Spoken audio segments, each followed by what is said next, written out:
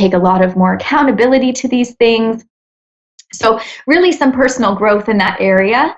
And of course, once you start acknowledging that they're coming through and that you are getting messages, you start to feel healthier because you're in a lot more control over what information you're receiving and how you're interpreting it, if you choose to share it or if you keep it private.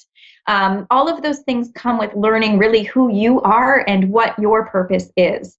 The main thing that I really kind of focused on was more information. So, okay, now I know that I'm experiencing these things. So where can I get information? Where can I understand? And I didn't know really anybody else who was doing it professionally.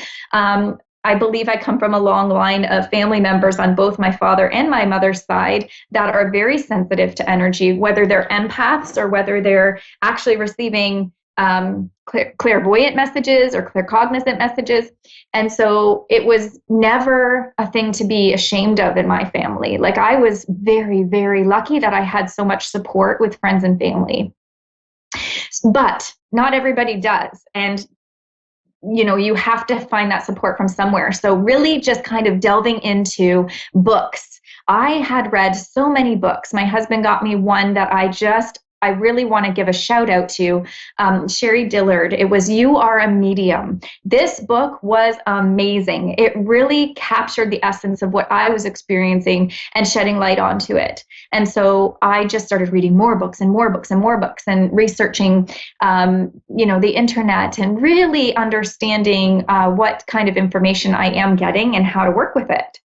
And so I guess I could say I'm a natural born medium in the sense that I just never really had to develop it from scratch. I like, if I go back into time, I know that at 4 years old, I was experiencing that. And of course, it wasn't something that I asked for at that age, or even asked for in later years. But of course, this is my life's purpose. I understand that now. And I just absolutely love that there are forums like A1R Radio and Moonstruck TV and all these different people that come out and share their wisdom each day and each week and each moment. And so I'm just very, very pleased to be part of this community. So that's enough about me. I just love sharing some things just so that people who also are experiencing, their own enlightenment and their own spiritual ascension really do understand that it's not easy for us as sensitive people. We don't just wake up and we're doing this, without any problem. It is something that we all work on and that we all struggle with, to a sense of, how do I turn it off? Like, I get asked that all the time. And to a point, it's hard to turn it off, because if you're open and you're willing to accept messages because it's for someone's highest good, I mean, it is difficult to turn it off. However, there's different varying levels of that. And so, in one of my future shows, we'll talk about really how do you harness those messages and how do you protect yourself if maybe you're, somewhere where it's inappropriate to be receiving all these messages and having to filter through them. So I'm interested, down the road in sharing those tidbits. And so really, when we're looking at energy and how you're getting it, it could come anywhere. It could come at a restaurant while you're trying to eat, at the grocery store. It could come when you're visiting a friend that every other day for the last 15 years you've not had a message come through, but this particular day you do. So really filtering those things and kind of working through them. And of course, nobody wants somebody to be giving them messages all the time. So when we're talking about friends and family members, I mean, there's a certain level of boundary that I put up for those people. I don't tap into their energy. I've done a lot of making sure that there's a good, let's say, spiritual wall or protection around them, because I really do want to enjoy them and respect them as family and friends. And so unless somebody asks, they're not getting any information. And that's just the moral standard I set for myself. And of course, everybody's different. So when we're talking about energy, this is actually an amazing time of the year, because you've got, we're entering fall. And with fall comes all the energy of all the change. And so, from an energetic, universal energy, you've got the change. So, just as the leaves have fallen from the trees, you've got the energy that is asking us to let things fall away from our energy and our soul that we no longer need. We carry so much with us every single day. And, I always equate it to like if you were carrying all these grocery bags and backpacks and stuff, and every time somebody you met, you got another backpack or another grocery bag. And then you got upset because something upsets us. And so you hold that as another bag. And then all of a sudden you've got like you're being weighed down by all of these bags and all of this energy that you're carrying. Now imagine if you thought of that as the physical picture that I was creating for you. Could you imagine how far somebody could get in carrying all of those bags and all of that weight? So when we're really thinking about it, if you can put down some of those bags, those spiritual bags, you can really start to feel healthier and feel more aware and have more enlightening messages come through. Because when we are holding all of that stuff, what happens is our energy becomes a little bit more dense, and it is harder to communicate with energy. And so if we're talking about you and how you're supposed to be, maybe communicating with your loved ones or your angels, your guides, you really want to have some sense of clarity when you're getting those messages. And let's be clear, just because you put something down doesn't mean that you don't have to care about it anymore. It just means that you're letting yourself enjoy the moment that you're in. And so when you're continuing to release or hold all of those things, you definitely should be thinking about, what is this doing for me? Because really, fall reminds us, put things down, let things go. And so it's kind of an awkward time for some of us. I don't know if you listeners have thought of this or have noticed in the last few weeks, some of the energy is absolutely chaotic. And so if you're in the midst of a crossroad in your life, you're absolutely probably feeling uncomfortable. Everything probably seems like it's juggling up in the air and you don't know which way to go. That's okay. Don't worry. We're all there. I've been there too. And so all this has to do is remind us that something has to change. Because if we didn't feel uncomfortable and we didn't have the chaos that's surrounding us, we wouldn't be pushed to do something different, right? So with fall comes all of the energy about holidays. And I'm talking about Remembrance Day is just around the corner. And so when we have those energies that are coming through and really just remembering and honoring the fallen, that brings a whole bunch of energy to light as well, especially in very historical places, because you've got a lot of energy from the actual events that have occurred. Here in Canada, we just had Thanksgiving, and so the energy with that and what it stands for and represents. And so, of course, upcoming all of these different holidays for every nationality, and that brings energy.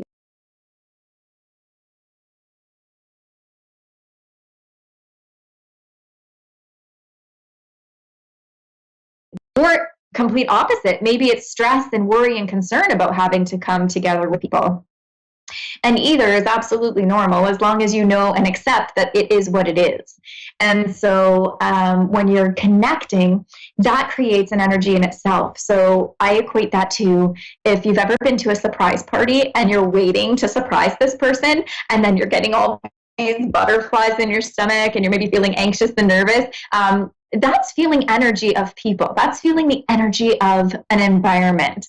And so when you have that, you really want to understand that it's not like an anxiety, like that you're experiencing anxiety. It's that you have to just be mindful that you're in an environment with lots of people and lots of energy. But on the other side, which is so fascinating, we have the energy that brings all of our loved ones. So now you've got energy that's coming through for all of the loved ones that want to attend and to be there to witness exciting event. And the same is true for events that are more challenging for us, such as, funerals or somebody being ill and things like that, because we've all experienced that, unfortunately, with our families and loved ones. And so the energy too will enhance around those times. And so you've got your emotion, you've got the environment, and then you have the energy of the spiritual realm, which is your loved ones and angels and guides. So can you imagine how much is going on at that time of year? And you're expecting to be, even keel, and everything is going great and everything goes perfect without a hitch. So I guess I challenge you this holiday season to really kind of separate what it is that you are feeling. Are you feeling on the energy of the people? Are you feeling on the energy of the environment or the event? Or are you thinking that you're feeling the energy of your loved ones that are in spirit? And so really start to identify what it is that you're picking up, because I guarantee you're going to be able to hone in on your own skills and really, really start to pick up more messages. As well, it takes some of that energy that drains us. Some people really, really thrive in the environment with lots of people and lots of love and lots of connection. And then empaths tend to retreat. So as much as they want to look and be, really excited to be around people, it's actually so physically demanding that they become very drained. And so, they may not be able to stick around for long, and that's okay. And so here are some of the things that we can do. So when we're talking about preparing for energy and how we can kind of, embrace the next several weeks, what we want to do is we want to set boundaries. Number one, it is okay to not attend every holiday party and every, dinner out. You don't have to attend something. Empaths tend to feel like they have to please other people or else they're letting them down. And to an extent, I think as long as you just explain that you're not coming, but thank you for the invite, that there are ways around it without causing an awkward moment, because empaths don't like awkward moments and they don't want to hurt anybody's feelings. So setting boundaries, and boundaries are amazing for anybody. It doesn't matter if you're an empath or not. Really setting boundaries is something that will help you feel like you're really living up to the expectations that you set for yourself. And when we live up to an expectation that we've set for ourselves, we don't feel disappointed or stressed or lacking. We actually feel validated and we feel like we've accomplished something. So got your boundaries set. So now what? Now you're going to look at how you protect your energy. So you're going to really kind of meditate. You're going to balance out. Maybe you want to ground. Grounding is funny. I'm actually sitting on the floor right now in my living room, and this is making me feel grounded. I feel nice and comfy and cozy. Because actually here in Niagara Falls, Canada, it's snowing right now. So I wasn't about to go outside and stand in the grass. Although, I also found the snow is very calming for me as well. Now, so anything that you do that makes you feel comfortable, maybe it's going for a drive, listening to music, having a bath, all of those things are very clearing and grounding of your energy. And if you're balanced and grounded, you can handle a lot more. And you can probably attest to that. If you've already got, everything snowballing and all of these crazy things going on in your day, it doesn't take much to send you over the edge and cause frustration or stress or, disappointment in your day when you've already got so many things in a momentum. And so if you can balance and clear that out, you can handle a lot more. So when you've got the opportunity, you're going to come home from a large group event, or maybe it's work, or maybe it's visiting one person. It doesn't matter. Whatever your energy has been expended on, you'd like to follow it up with some clearing. So I like to wash my hands with cool water after every connection that I make. It doesn't matter if I'm outside talking to a neighbor, or if I'm at, my local department store, or if I've just finished a reading. I like to wash my hands in between each reading as well. It really clears the energy. And it's a really great fix in a time when you can't actually go for a long bath or a long shower. And so any of those things are really valuable, especially in the holiday season, to kind of reboot your energy. And I think that it's so important that you just say no, like just say no, set your boundaries, and then also set time frames for how long that you want to attend a certain thing, or how long you know that you're going to be able to engage in that energy. If you know that you can only do 3 hours, then when 3 hours comes, even if you're feeling high off the energy from the time, knowing that when you get home, you're going to kind of come down off of that and feel like an energetic hangover, so to speak. Basically, that's you pushing your limits. So kind of stick with it and make sure. Now, you also want to dissolve any cords to any energy that you have connected to. And I'm going to talk about that in later shows and how we can do more of a clearing and cutting or dissolving of cords very gently. And I am just absolutely so excited to share with you all of these little tips and tidbits that I've learned through the years, because it helps me so much to understand, how are other people experiencing energy? And that's why I love to hear other people's stories. I absolutely love it. And so when they show up and they share this information with me, and I can help people through spiritual growth coaching, the workshops that I offer, I really get so much more out of it than they probably do, to be honest, because you know what? I love learning and I love engaging with people, and helping somebody understand their abilities is like priceless to me. Like it is absolutely priceless, because I understand from a very personal perspective what it felt like to be there. And I'll tell you, I don't take any interaction with somebody for granted. It doesn't matter who you are. When you cross my path, I will learn from you. And I hope that I grow better from it. And so that's why I'm here. And that's why I've decided that I'm going to do light work. And this is what really just gives me the love in my heart to be able to share with you the stuff that I've learned and the information I get. So primarily as a medium, I connect to people who have departed. And so I hold a very, very high ethical standard for myself and how I share information with people's loved ones. So I don't like to rush. I really like to give people the time that they need to hear the messages. I do evidential mediumship, so I like to provide validating key facts about their loved ones so that they know who I'm speaking of. So because of this, this does take a lot of energy out of me, of course, and anybody out there who also does medium type readings. But what I am able to really kind of gain out of it is that I'm giving. So it doesn't matter how much energy it takes and how long the session goes. I really just need to make sure that that message is delivered. And so I really absolutely feel like if you want more information about that and how I connect, then please visit my website at amber-price.com for more information. And I'm going to be talking in the coming weeks about protection of energy, how energy and emotion might be different, because I hear the words, I have anxiety and I feel anxious, or I'm picking up energy. So I really want to separate what those things are. And this is something that I feel like is something that the people in my workshop really, really love. And this is helping them to become more grounded.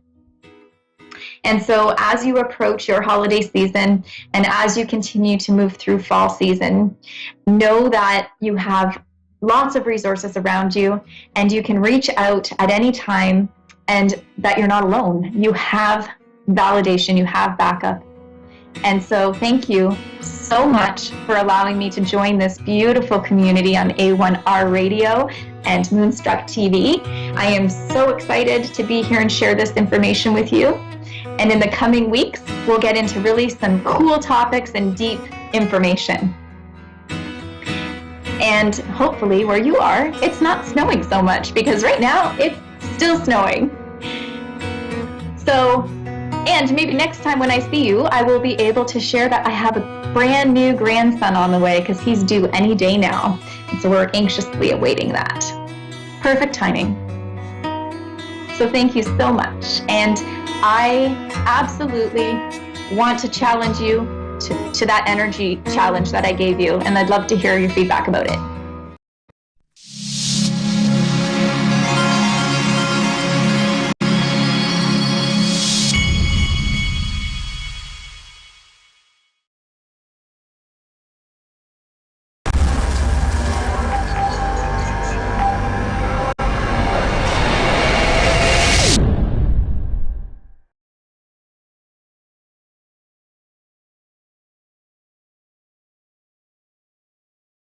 Hi, I'm Dean, and thanks for watching Moonstruck. And now back to A1R on the air. Psychic Talk Radio, now on Moonstruck TV, enlightening television. Hello everyone, this is Fiona, Virgin Medium I Am Power, and of course you are guys listening to A1R, and tonight is Added Show with Psychic Bella Love. Hello Bella, how are you doing? Hi, I'm good. How are you? I'm doing fantastic, sweetheart. How was your day so far? Sounds like you've been busy. For those who actually gave us feedback, we would love to send 3 minutes, and Abby has always been generous by credit account, also send the 3 minutes for an advisor or in behalf of advisors. So how was your connection and feelings with Abby? Aside, how did you feel? So good. What was the response, or better say feedback from your client? My clients have been loving this site. They say it's so easy to use. And it's funny because I have a lot of clients who use other platforms, and they said like they don't want to use the other platforms anymore because they just feel like even the energy is so much better over on Avid. Yeah, exactly. So, and I kind of like feel good too when I feel and sense that there's a tons of people that sending me an email and says, well, Fiona, we are so happy that we finally find you, because we've been very sad in the past of couple days and months or so, because, you just been disappeared. And I says, well, I always, is around, and you guys can just like go and Google Virgin Media I Am Power, and I am kind of everywhere. So one person with almost 1.5 million of followers, it's very easy to find. Yeah. So let's see what Dave has for us. I don't know. Hopefully we did not lost connection. No, he's there, because it's not like a new Skype. It's just a little bit fishy. Sometimes you feel that, sometimes you feel that maybe, our producer is just gone for party, and then we are in an autopilot. Okay, so now back to studio, and now I have Maria. Hello, Maria from Australia. Hello, Maria. How are you doing, sweetheart? Hello, how are you? I'm doing very well. Sweetie. Gorgeous, give me your date of birth. Me and Bella would love to help you with anything and everything we can. Please give me your date of birth, and then tell me what you want to know of your moment. Go ahead, please. Yeah, my date of birth is the 23rd of November. Okay, Maria, we got it. And do you need the year? Okay, sweetheart. And what do you want to know of your moment, sweetheart? What is exactly your question is in a spiritual level? What is exactly you have in your heart? What we can do for you tonight? I'm sorry, I can't quite hear you properly. What we can do for you tonight? What do you have in your mind? Oh, okay. Just anything general, really. Whether career, travel, family, what do you see? Just anything, really. Yeah. So, Bella, I think you can start it, and I'm open the Pentagon, because Bella is always very fast with to pick up things, and because you have a lot of beautiful sense, as I know, and you are very vulnerable for that. So please, darling, go ahead for Maria, and I'm trying to open the Pentagon for her as well. Go ahead, sweetie. Okay. Hi, Maria. I usually prefer people ask specific questions, just because general readings, a lot of information comes out. So that's okay. If I could have a career, I want to get into self-employment later. I was just wondering, can you see that in my future? Okay, you said you wanted to get into what kind of employment, hon? I'm sorry, I didn't hear that. Self-employment. Oh, that's okay. Yeah, self-employment. My own business. Okay, perfect. You know, I actually do feel that coming through for you. I feel like as we get towards the end of the year, you're going to take bigger steps that are going to take you towards that. It is something that happens for you next year. I'm feeling like around, I want to say June. Fiona might get a different number. She's better at timing than I am usually. But I do feel like as we get towards the end of this year, you are going to make some contacts with people who are going to be able to help you on that path so that you can focus mainly on just working for yourself. Mm-hmm. Awesome. So, Maria, I see two things for you. The first one is about that try to focus and have your only focus about that everything is going to be all right. I feel that you have so much fears around because I see in the Pentagon, show me the number 22 and number 1111, which shows about that you are all over the place right now. You are concerned and worried. You really can't focus on whatever you are thinking to do because the fears of losing, the fears to not having the money back, the fears that maybe the result is not going to be the same way or whatever you win, it's just going to make you to feel extremely uncomfortable and sad and disappointed. So all I wanted you to do to shut down the part of your brain that telling you that maybe it's not going to happen. Maybe you should not do it. Maybe you should listen to that and this person. Maybe that's not actually your idea or good way or any right or nice direction. So any of those negativity or negative thoughts, feedbacks, anything that come from others and even come from your own thought, I wanted you to shut it down. I wanted you to highly focus and make sure that everything is going to be exactly the way as you wish and desire. So the only things that I wanted you right now to focus about, what should I do to make these things happen? I wanted you absolutely to go for it. I don't want you to think in any other things. Just go for it. And then make sure you are not listening to people who told you, oh, I did that too, but I did not succeed. Oh, you know what? I don't think so that it's going to be you or anything like that. Just stay away from negativity, negative people, and anyone and everyone that says you can't. So basically, focus, go, and don't worry about money, finance, or is everything going to be all right? Okay, excellent. And do you see me moving house at all, like building a house or buying another house? Yes, there is actually moving for you that coming before 2019, which is I can feel and sense that it would be around November 10, November 15 through actually the December 3rd and December 4th, which I can see that around the month of October, a lot of discussion and a lot of movement going to happen about that move. So yes, the movement I can see for you, and it's very clear. Okay. Do you see it? Is it going to be within the same city I live in, or is it going to be? I'll be traveling to move like interstate. I'm not saying any traveling. I'm not feeling and sensing everything in your Pentagon that you're going to travel or you're going to have like a difficult time for anything. So you don't need to be concerned about that. Yeah, everything actually looks good.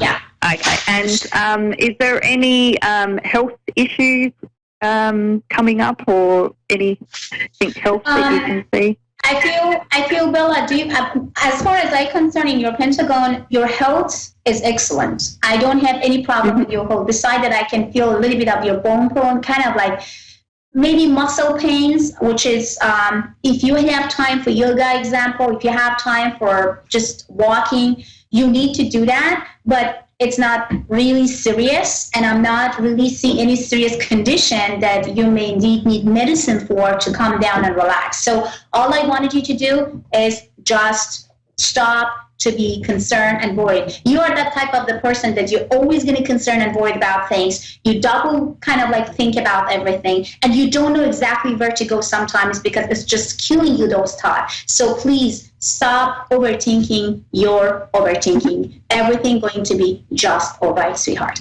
And for more information about me and Bella, you can go to avidadvice.com. And if you sign up tonight, for sure, Avid would love to send you 5 free minutes to talk to any advisor, and of course, Bella and me. Yes, my darling. Do you have any other question?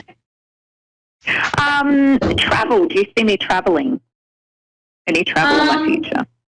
Travel for pleasant or pleasure, yes. I can see the pleasure traveling, but I'm not seeing that you are traveling because you have to change your job or you have to change your place. But you are traveling because have a pleasant time together with people that you would love to. Yes, I see traveling. I see trip. Yes, I do. Yep. Do you see where and when? The where I can see that going to be actually a very nice weather because I see the palms. So you are definitely going to travel in a place that maybe there is a big palm tree.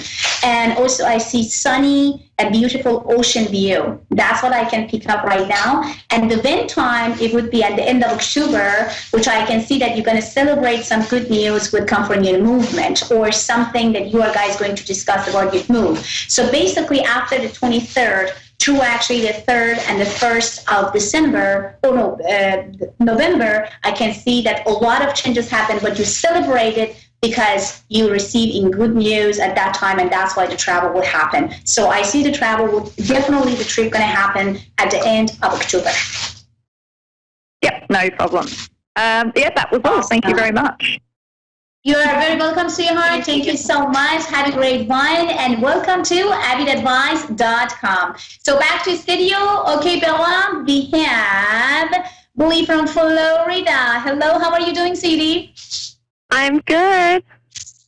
Awesome. I love your energy. It sounds like you are kind of, I have a tons of questions from Bella. I have tons of questions from Fiona. So, okay, get ready. So we both ready. So we would love to give you anything and everything you would love to know from your life, now, present, future, anything. Just please give us your date of birth and let us to guide you to see where we can go. Go ahead, please.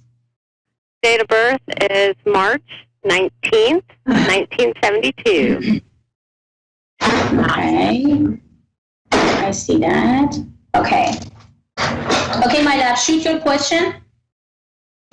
I'm sorry? Tell me about your question. Go ahead, please. Just recently made a big move to another state. I've lived in the same state my entire life, so this has shaken us up, us meaning myself and my family. Just recently have applied for a few jobs, just kind of wanting to know how the area is going to work for us, anything I should be looking for, what do you see in our future? Okay, when I come to the movement, I would just be fast and then Bella can start it too. What I feel and sense that directly when you're talking about move, you did a great, fantastic decision. So congratulations to you and your family. This is that was a very nice decision. Number two, when it comes to fears of if I can find a job, answer directly came from my mind, and the picking of the energies is yes. There is no doubt about it. You will get it. But you have to be patient, and also you have to be positive, because I can see you've been tired, you're still tired, you still need to digest everything around, which is completely new. But the feelings that I have, you are going to receive some good news, which in the Pentagon shows me around actually the 10th through the 23rd of the month of October. So that's why I feel that it come through some company or some place that you may applied already, or someone going to introduce you to that place, which is definitely going to get you in as easy as possible, as you're going to get shocked. So no worries and no craziness about if I'm going to find a job, because the month of October, and I see that you are writing the contract with the new place. Go ahead, Bella, how you feel? I agree. I was getting October as getting a new job for you as well. I feel like you are in the perfect place for you. I actually see you making new friends too. And do you have children? Yes, I have a daughter and a grandson. Okay, because I felt you making friends connected to them, if that makes sense. Like, they go do something and you go with them and you make friends with people there, and it's connected to some sort of like schooling or program, like after school program, something for the kids to do. So I keep getting you actually meeting some people that you really are going to connect with and make really good friends with there. Because you're where you're supposed to be, things are going to line up for you exactly how they're supposed to. You know, you're going to get a job that you really like. You're going to make really good friends. you're going to really enjoy it because this is where your spirit calls you to be at this point in time. Yes, exactly. Exactly. And you know what the funny news is for you is like when I always tell to all my students, fans, and followers to stop overthinking your overthinking. Then why you are too worried? I understand moving to the new place, new state is a very big decision. A lot of things to digest, a lot of things to think and feel about it. But you know, the one thing that you should know, if you just calm down and relax and feel that I'm thankful and grateful that I'm still alive. I'm thankful and grateful that my children and my grandchildren is still around me. I'm thankful and grateful for everything that God gave it to me right now at the moment. And sending thank you to every single blessing that you have, which is I always tell to my fans and followers, please write it down for things that you are so thankful and grateful for right now at the moment, right at the moment. So anything that comes to you to your mind about thankfulness and gratefulness, just focus on them. And don't allow any negativity or come, because we are human beings. It's very easy for us to be all over the place, to thinking all over the place. So what we have to do, we need to change our thought and telling to our, or train our subconscious mind that always thinking positive. That means you are fake it until you make it. So you always have to train your brain to feel that there is no emergency time. Everything is under control, and you are so thankful and grateful, and no one and nobody can hurt you, your family, or anything. And the new place is going to bring you new happiness, prosperity, abundance, love, new circumstance of people, and everything. May I ask you that why you guys kind of making decision to move from that or from this state to another state, if I may ask? It has always been my dream to live near the beach. And my husband just doesn't want to be in the cold anymore. Oh, so that is why we made the decision to move, and it's been 4 years in the process. So each year, during those 4 years, we kind of put it off, but this time we did it. We put the action out there, he applied for a job, and next thing we know, we're here. So. That is fantastic. That is really fantastic. You see, you're a dreamer, and I love people like you. When you have or you had some dream in the past of 4 years, you just think and thought about it, you talk to your husband, but you know what? You're strong. You have a beautiful, strong personality. Your spirituality also, it makes me to feel so good. Isn't it, Bella? Do you feel the same? Definitely. You really have the power to manifest things, too. Yes. I mean, yes. When you feel that your spirit is calling you to something, like you said you had this dream, that's your spirit talking to you, speaking to you, telling you this is where you're supposed to be, and you were able to make that happen. So use and harness that power to work for you. Yes. And then what the funny parts or good news, but I say it's funny because I can feel and sense you when before you call us, you've been kind of a little bit concerned that, oh my God, what type of news should I actually, receive?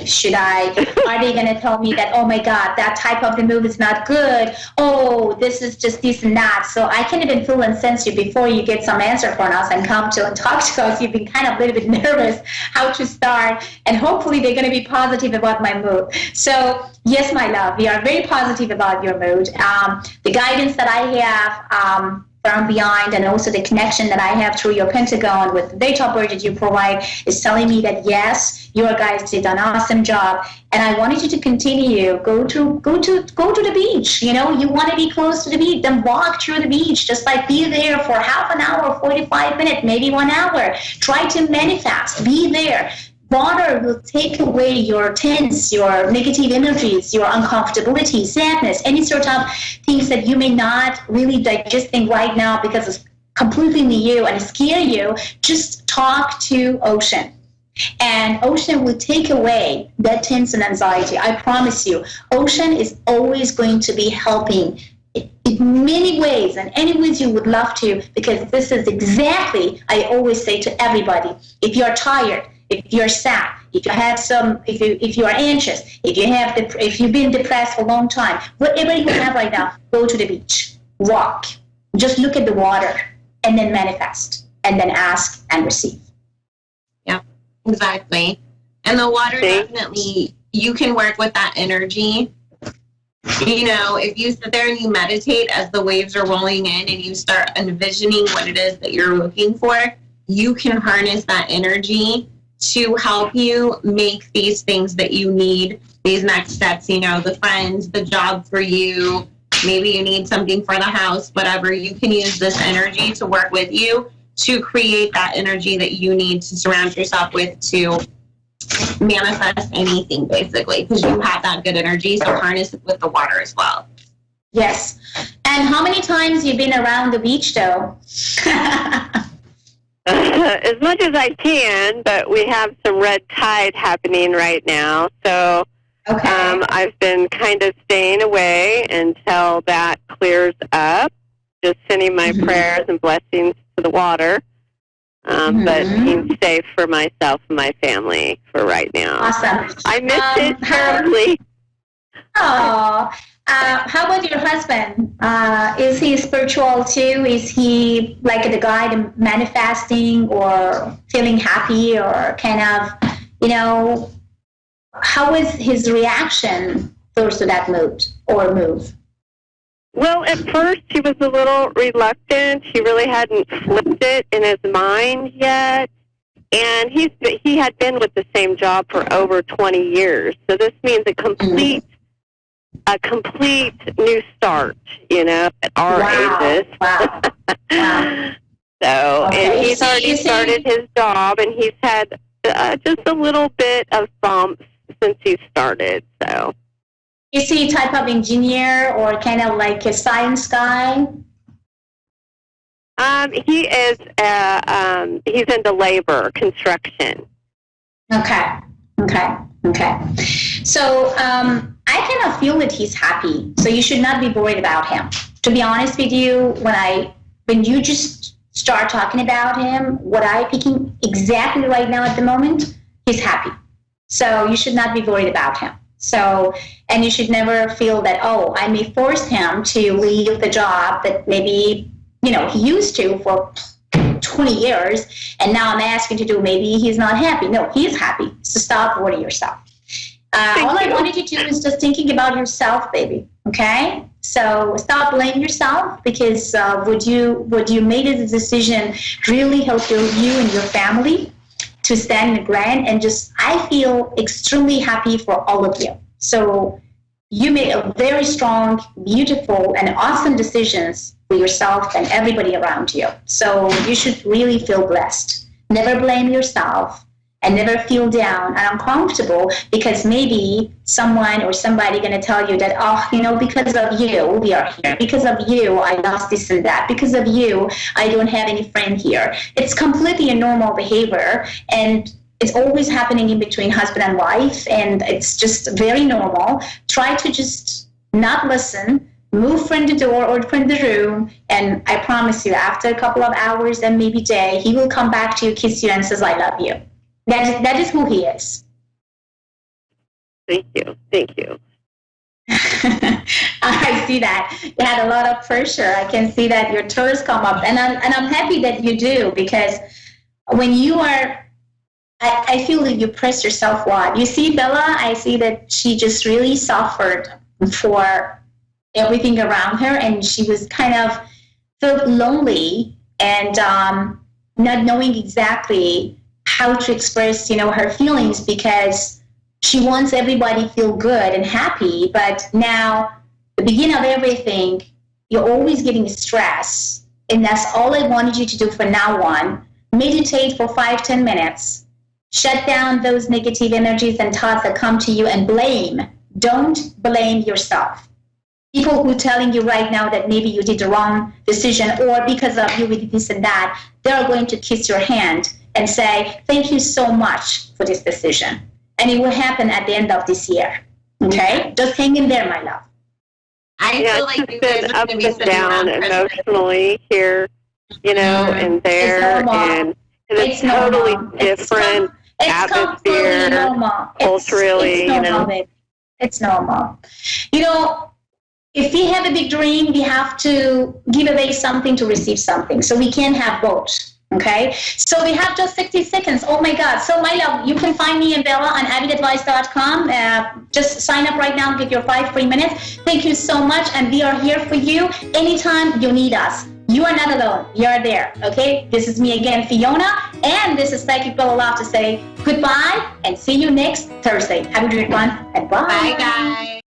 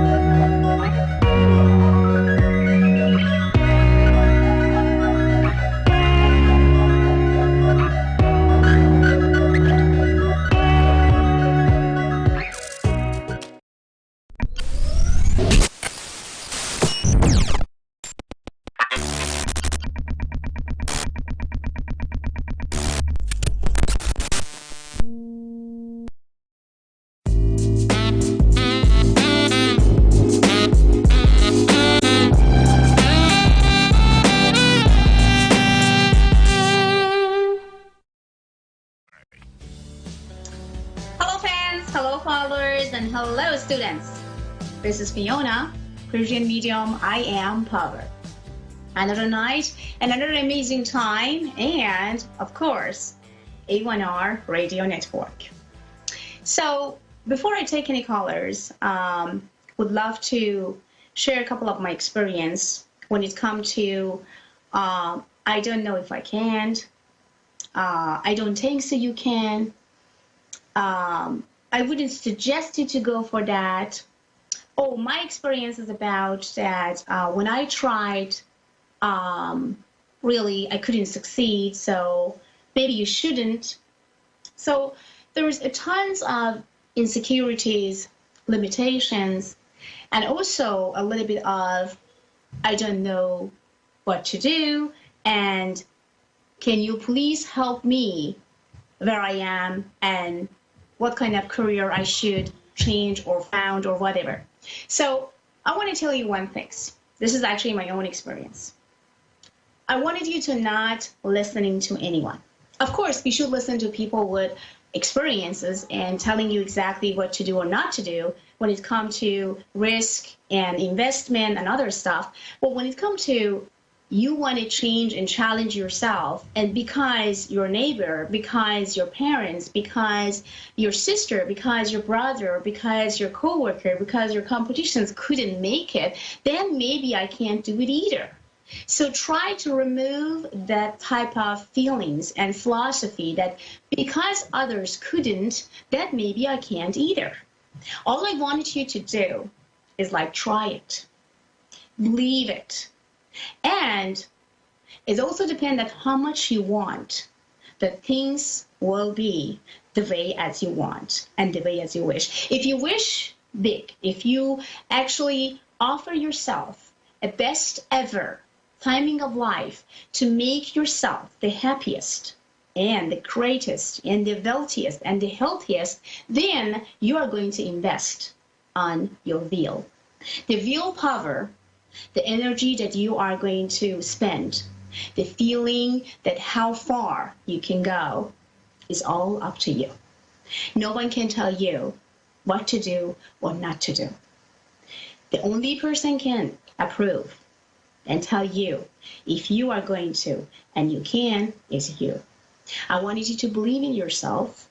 I wanted you to trust yourself. I wanted you to be brave and take opportunities, even when you feel or felt that others told it's not going to happen. So, the most amazing time in my life was when people told me I can't, and I proved that I can. So I know you're going to enjoy that timing as well.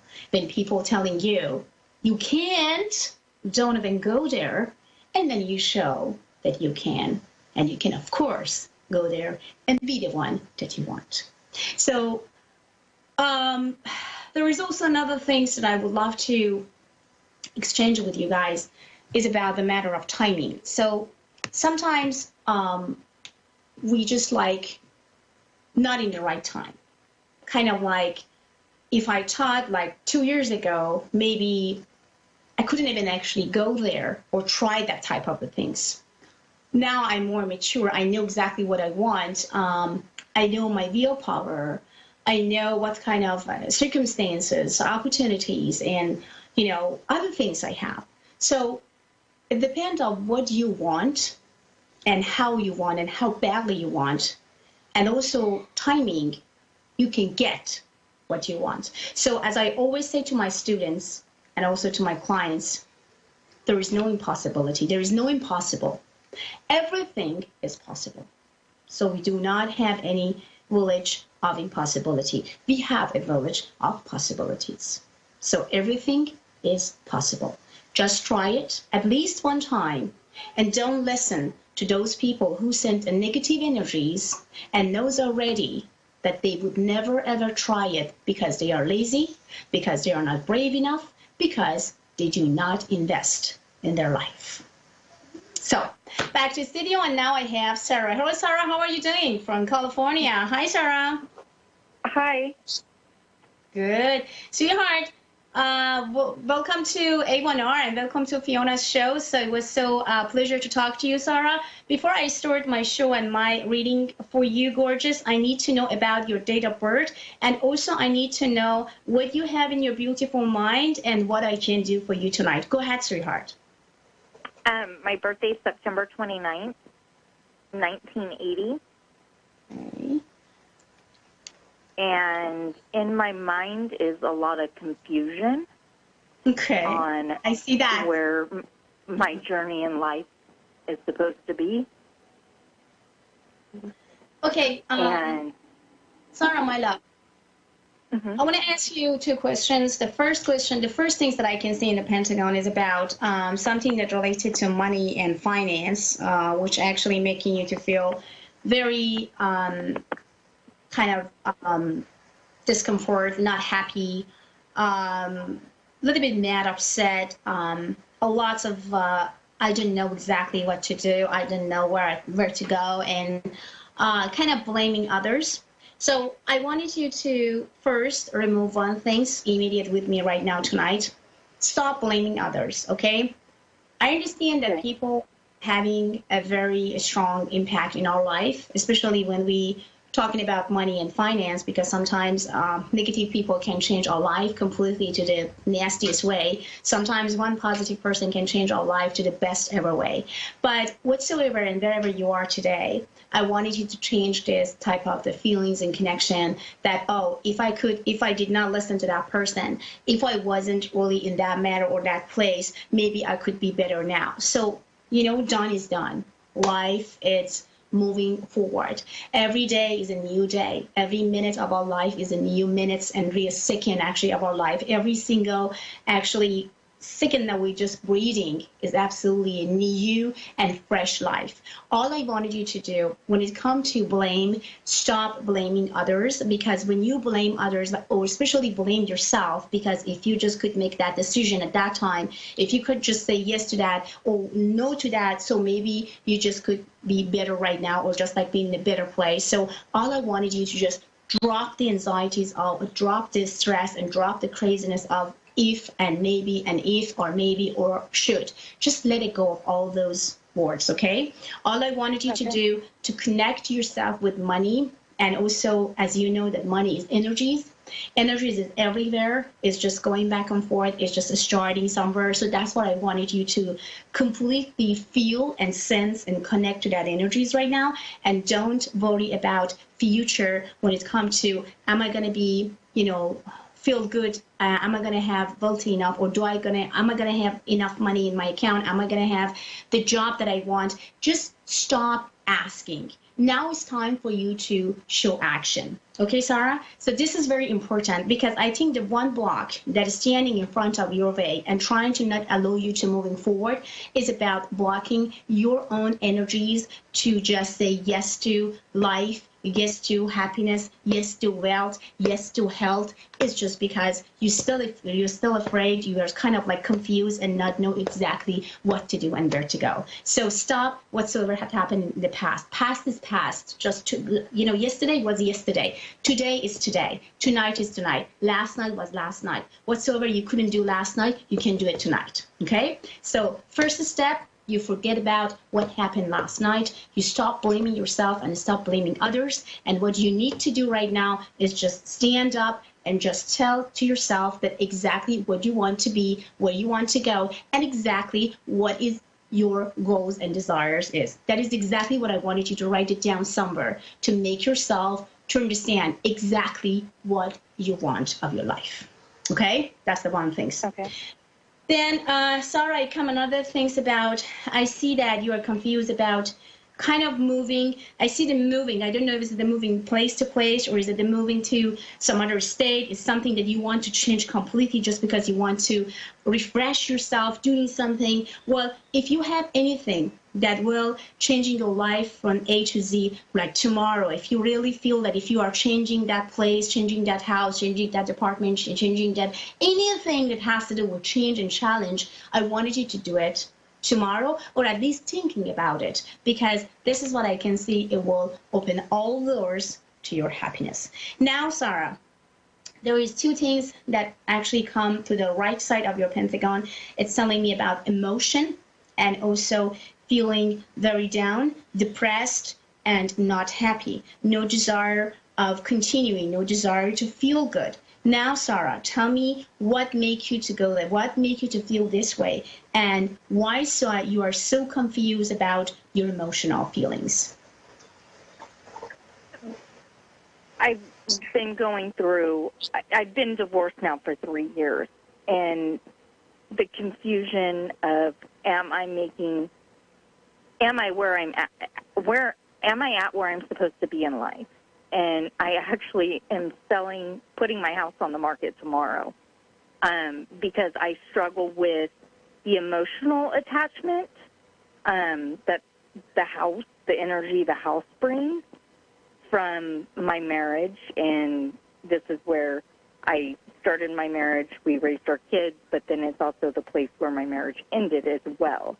And so I've had a lot of confusion with that part of making choices, and then as well as not being able to let go of the emotions of bitterness and I don't want to use hate, but the dissatisfaction from the place of where my marriage ended, and that I can't move forward from that. I'm still in I have a lot of negative energy towards him, and it affects our day-to-day lives, and we have children involved. So I understand. That makes it really hard. Sarah, I understand that. I understand you completely, baby, and I understand that it's not something, when people says, oh my God, don't worry about that. Everything is going to be all right, hon. And, you should not be worried about it. You're going to forget about it. So it's just not going to happen for one night. And I have to tell you, whatsoever had happened in between you both and what he did to you that making you to feel that hateful and, down in every areas of your life right now, maybe is not really forgivable, but at the same time, what you need to do, maybe it's kind of not time for you to forgive him right now, especially even your guys have children, it doesn't matter, but you have to get over it. And sometimes we get over things with time.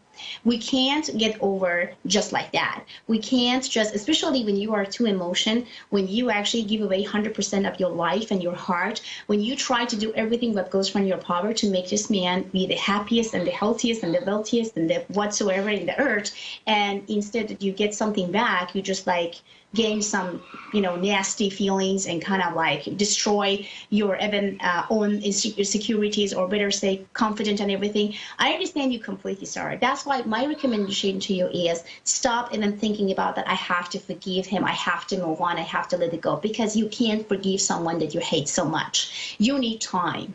Time will make you to feel that you can moving forward. Maybe sometimes you need about 6 months or 1 year. Maybe you need another 3 years. Maybe you need the 4 years. The only things that you should not forget is about that you are the mom, and you have to be a mom. Your role as a mom will never change, okay? Your name is mom. So as a mom, you would do everything what goes from your power to benefit your children, okay? No matter what.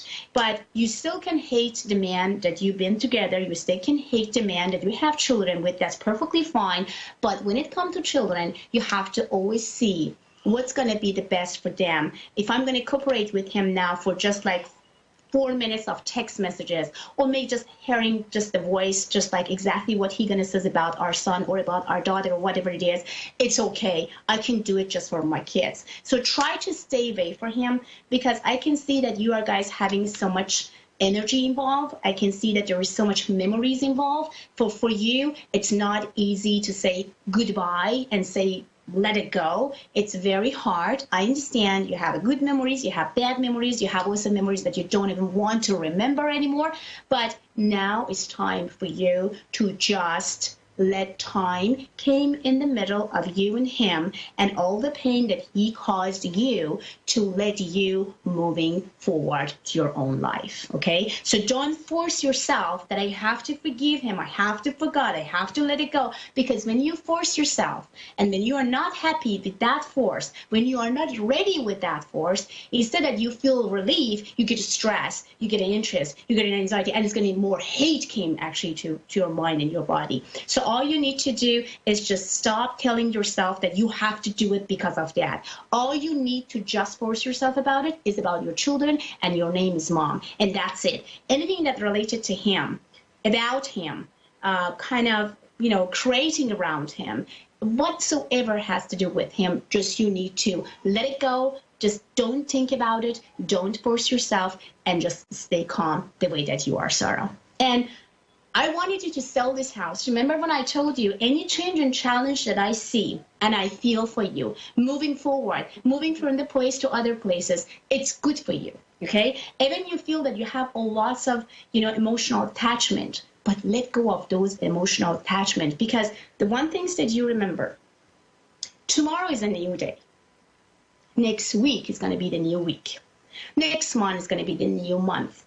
And next year is going to be the new year. And how do you know that you're not going to be in the place that somehow you just say, thank God that you gave me these opportunities to let go of this man of my life, because now I found the real one. Now I'm the happiest mom and happiest woman in the earth, because now I know exactly who I am with today and what I can do for my life. I know that right now it's kind of impossible for you to just like even think about it, that am I going to be happy again? Am I going to trust any man again? Am I going to be, the woman that I want? Yes, my answer to you, both emotionally, psychically, and whatsoever we can name on, Sarah, is about yes, you can. Yes, you are going to see the man that you want to be with. Yes, you are going to be proud about your actually whatsoever you are choosing between. So that's why I'm telling you. All I wanted you to do, Sarah, first, don't force yourself to forgive him and move on. Just let it go.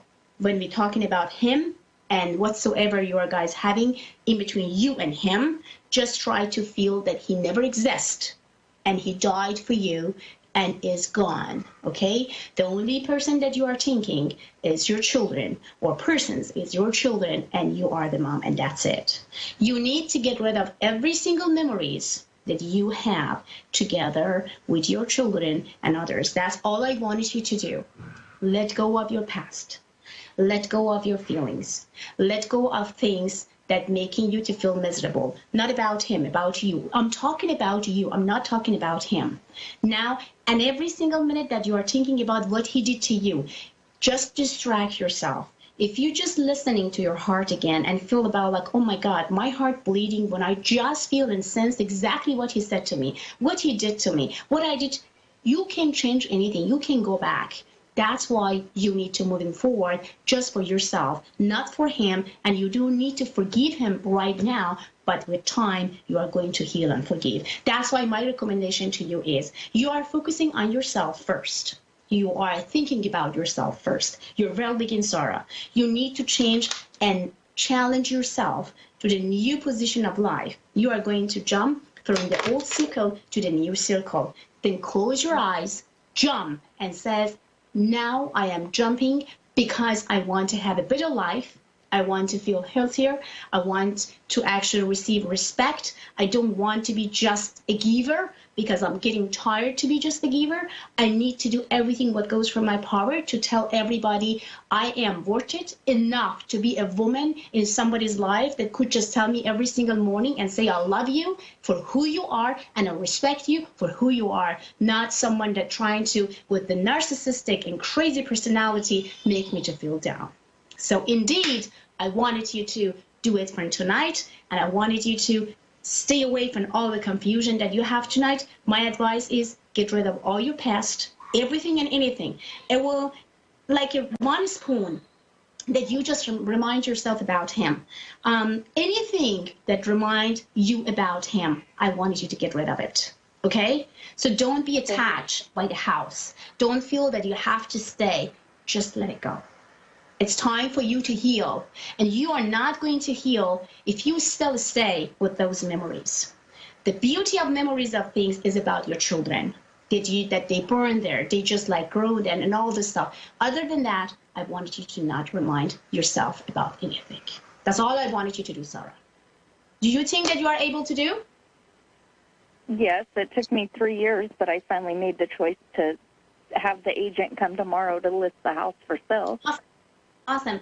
I promise you, Sarah, when you selling the house, kind of like you just signing and just say goodbye to that, I promise you, the day that you are signing, the day that you are just taking all your stuff out, you are going to feel so much relief that you can't even imagine.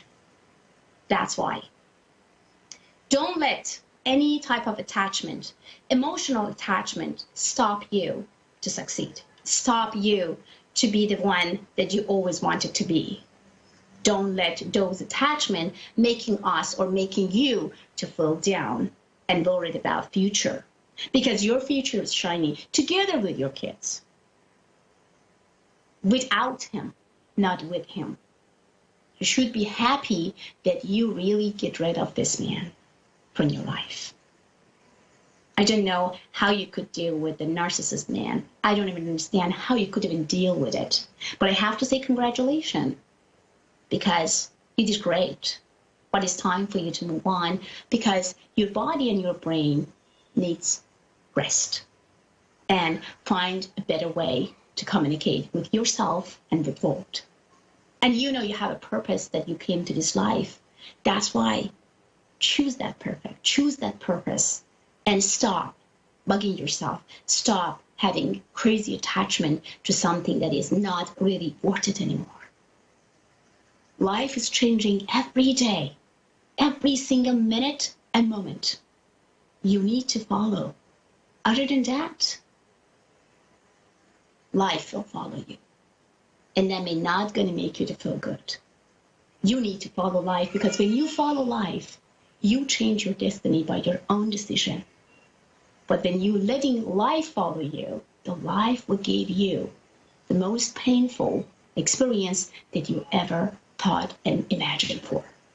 So follow life, that you at least have a choice to choose in between. You got it, baby? Yep.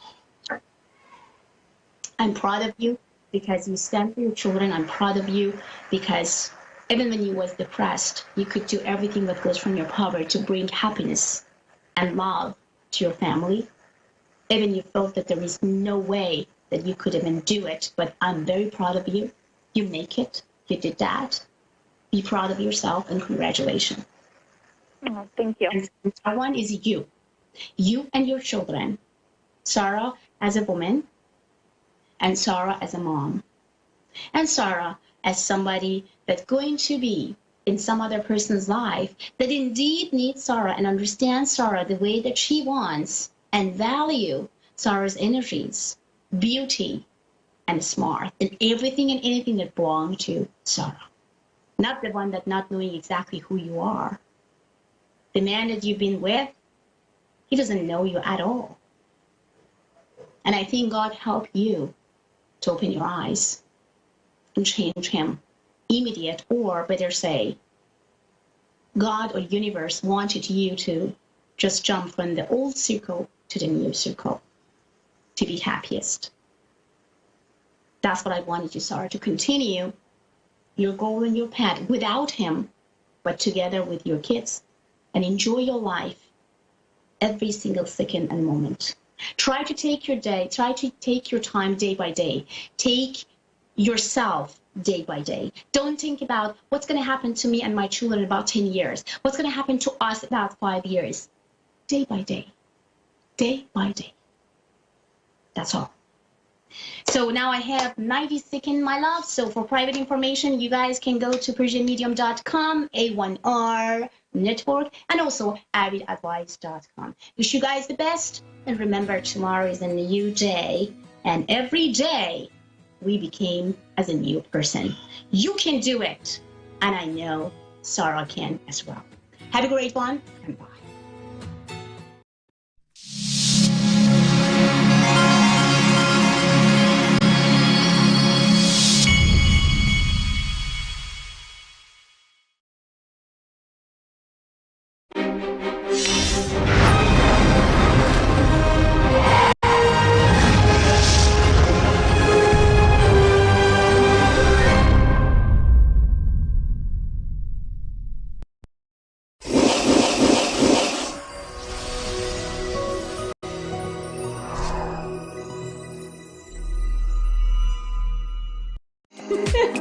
Hi everyone, welcome back to the Ask Rebecca radio show. Sorry about that, I was busy running my mouth.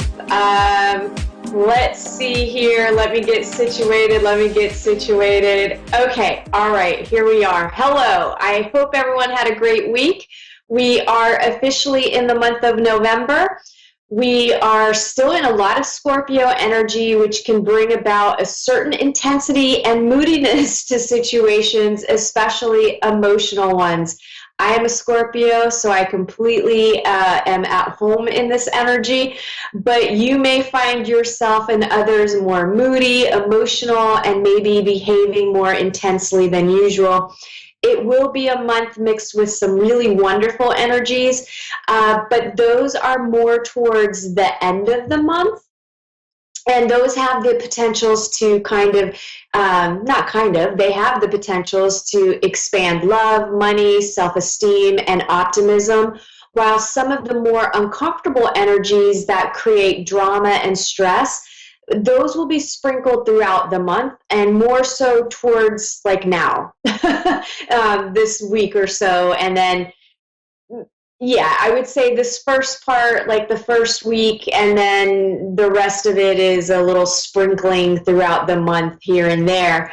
There is a caution with thinking before you speak, since people will be more sensitive, so really be mindful of what you're about to say, right? Sometimes we react emotionally and we blurt things out, and it could come across harshly, or it could come across with a tone. You know, we all love that tone. So really be mindful of that. And you could be overcoming some emotional hurts. There could be clashes with ideas, ideals, or arguments happening over different beliefs. Material gains through spiritual pursuits and some support from others is also going to be coming about. So if you have a spiritual practice and you are actually doing that for a living, like myself, you can see some material abundance coming your way because of that.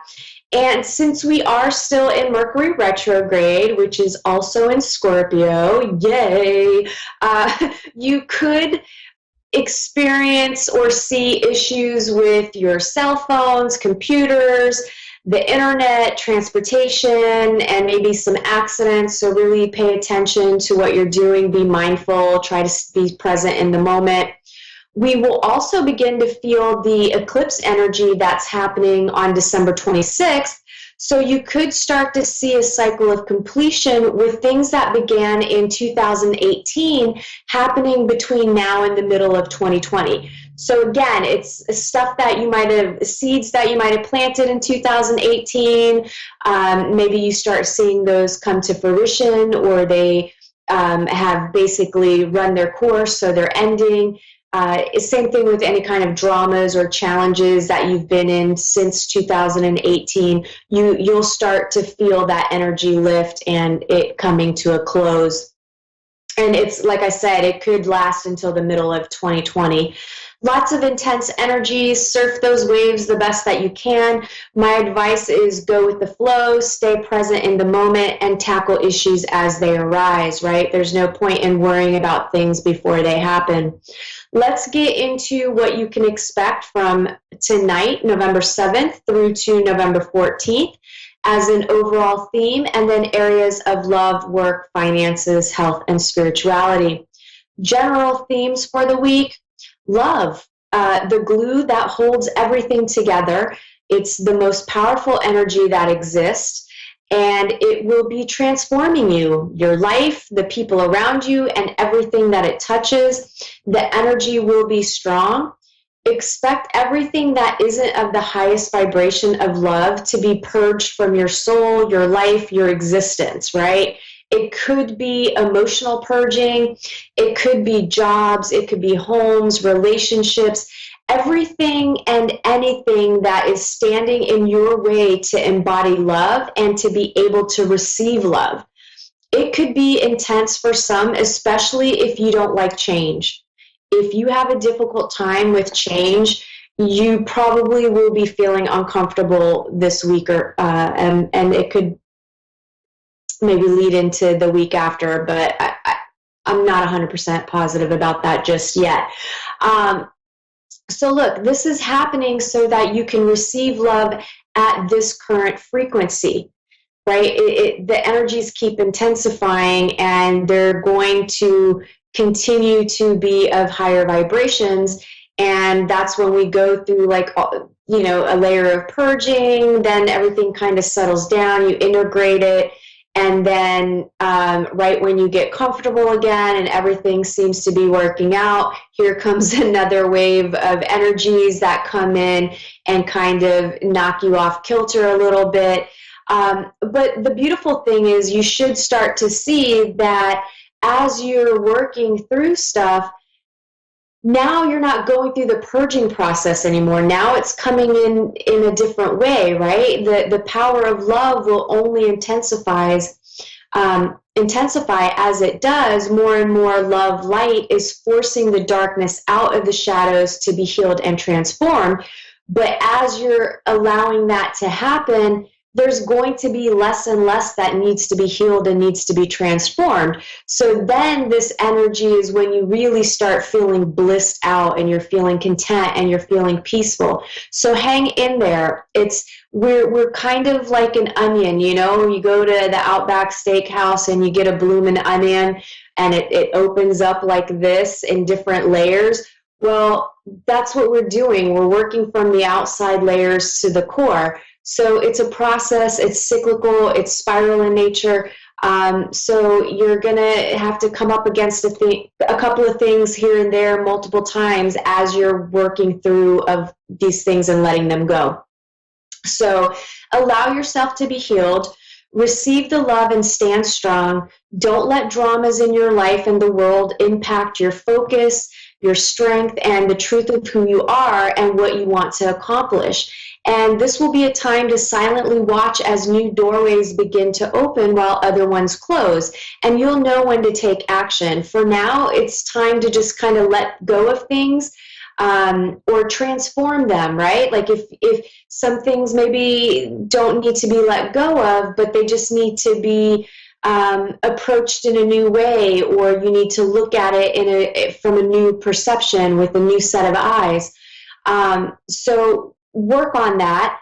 Purge yourself the way you would clean out a closet or a cupboard full of old clothes that don't fit anymore and food that's expired. So look at your beliefs, look at your emotional reactions and triggers, look at who you surround yourself with, look at what you attract into your life, and start getting rid of the people, things, and situations that are holding you back and holding you down. And look at where you're holding yourself back and down because of self-limiting beliefs. A change is needed, and it's coming whether you want it or not. And this week is straight up about transformation and change. Destruction followed by renewal, and it comes from the energy of love that is cleansing all that is not helping you get closer to the truth of who you are. It's nothing to fear, and in fact, the more you embrace and receive this divine love, the sooner you'll be seeing those doorways open for you more frequently, and it just becomes easier. I know it sounds weird, and how is that possible? But it is. It really is. So don't look at those things, those challenges, and what feels like destruction happening as a negative. It really is a positive. Embrace it. It'll make it so much easier.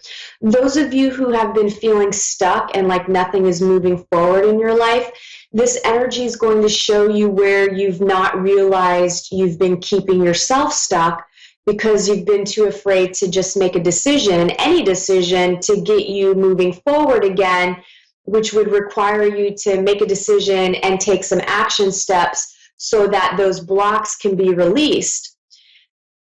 You are the block. You are blocking yourself. You are holding yourself back. You are the block, right?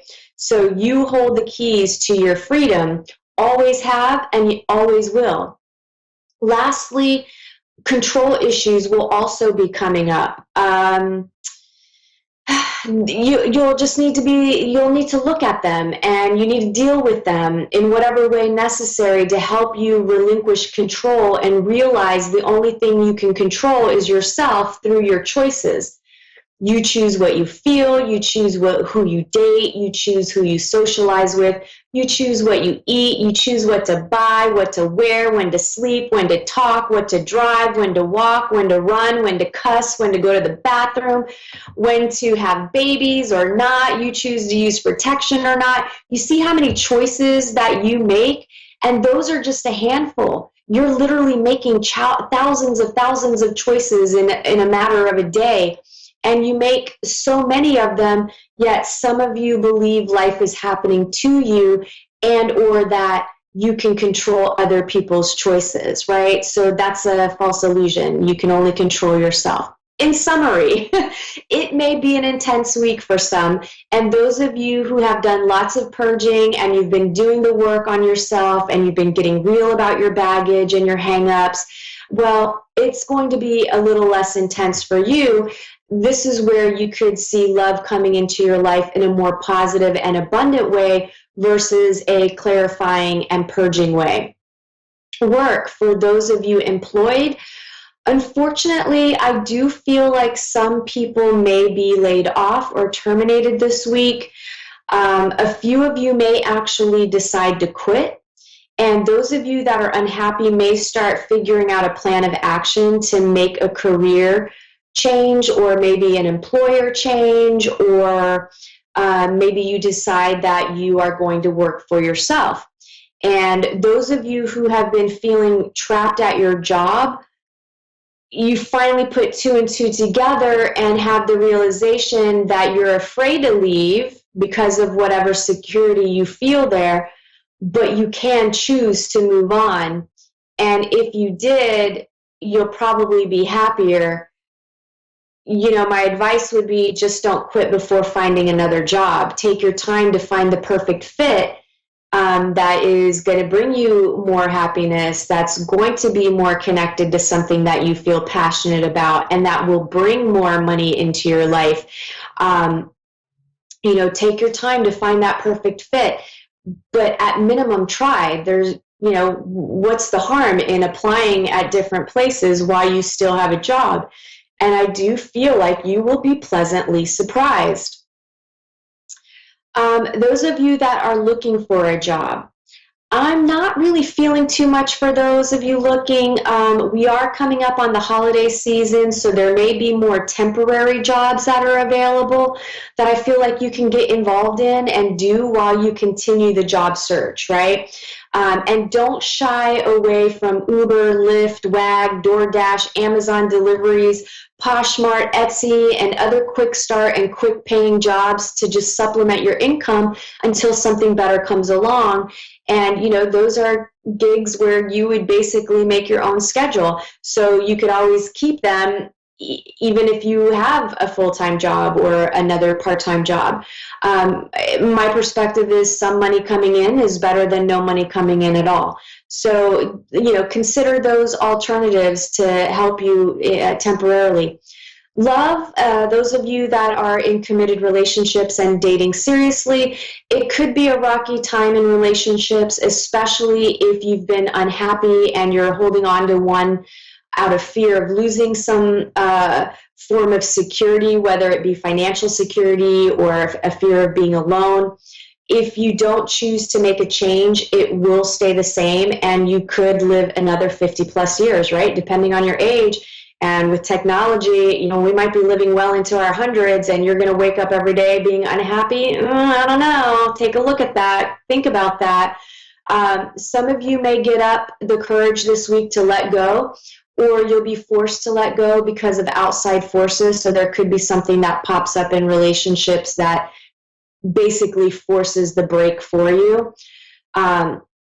Some of you may make some choices to stay and try to keep that magic alive, or at minimum, you're talking about how unhappy you are in the relationship so that change can actually happen, right? If you're not facing it, if you're not talking about it, nothing is going to change. And those of you that are in happy relationships, I'm not really feeling too much drama for you guys at all. It just feels like it's going to be, the usual, whatever your usual pattern is in your relationship. Those of you that are single and dating, I do feel some of you may need to take a time out from dating and reevaluate what type of people you're attracting into your life, and to take a look at the energy that you're actually putting out there. Is it one of neediness, desperation, insecurity, fear, or lust? If it is, you could be attracting the wrong type of people or pushing people away. So really take a look at that. Finances, some may be dealing with financial challenges and may be making sacrifices this week. Face the situation, ask for help if you need it, and work through the problems one day at a time.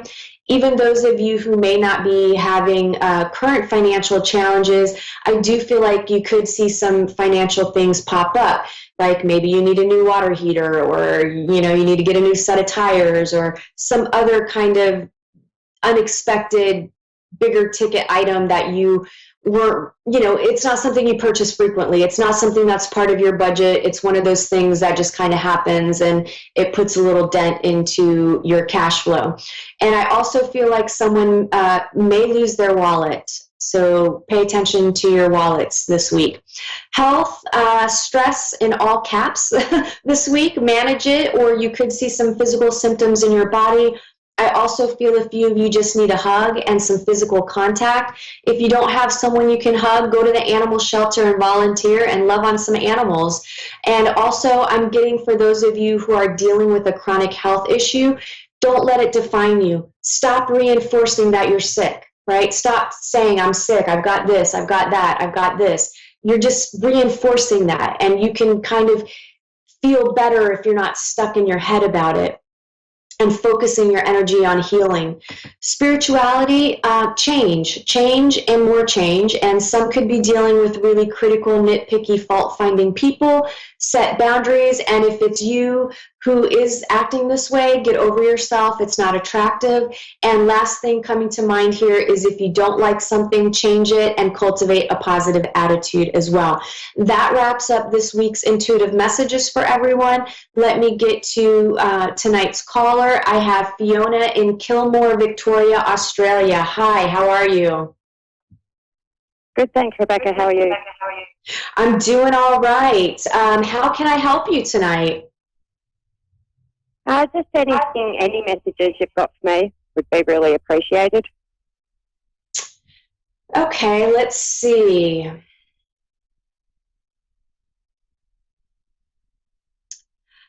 I feel like you've got a lot going on right now. I do.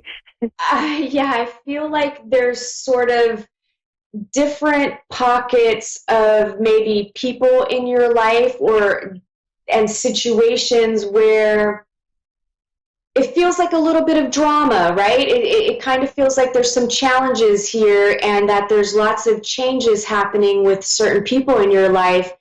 And I feel like the message that I'm getting is that you're holding on too tightly, and you may be fantasizing, or maybe fantasizing isn't even the right word. Maybe it's, you know how we have that, we build ourselves up and we have so much hope that things will change, or, you know, we just expect things to maybe be a little bit different. And I feel like you might be too immersed in that energy, and you might need to consider really letting go a little bit.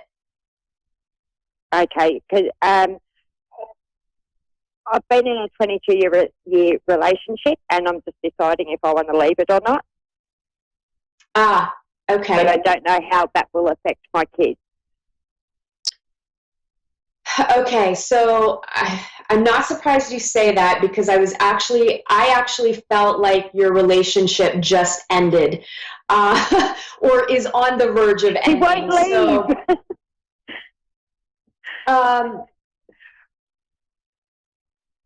So look here. Okay, so it's two things that I'm feeling here. Yeah. I know that you have obviously a lot of history and a lot of love there, but I feel like in order to survive this relationship, there's a lot of damage control that needs to happen and a lot of communication. And there's a part of me that feels like you guys may be past that. It just almost feels like it might be a little bit too late, right? It's almost like you've already resolved everything within inside of yourself, and you're kind of just like, I don't really want to stay anymore. Like I'm done. But it's the fear. Yeah, that's how I feel, yes. Yeah, he doesn't want it to end, and he's doing everything he can to stay.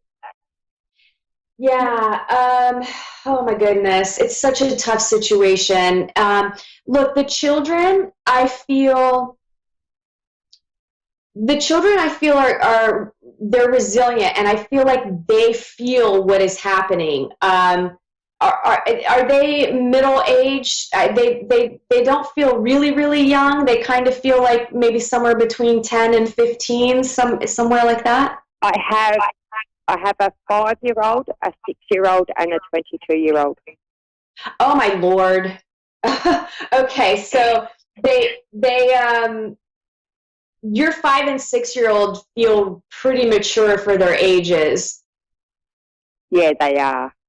They're really, really sharp, and they're really wise, actually, for how young they are.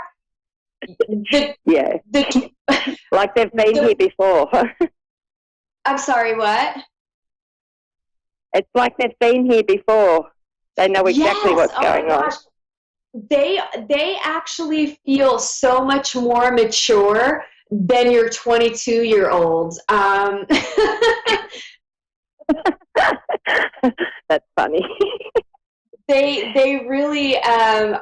I feel like they're great. I feel like all your kids are really great. And I do. Yeah, they are. I do. They they're going to be fine. And I feel like all three of them see the problems, right? They see how disconnected you are in the relationship, and they feel it. And I feel like there's been a lot of arguing going on. I just feel like there's just feels like a lot of tension, and I feel like your nerves are frayed, you know, like not so much arguing, but the tension. There's been a lot of tension.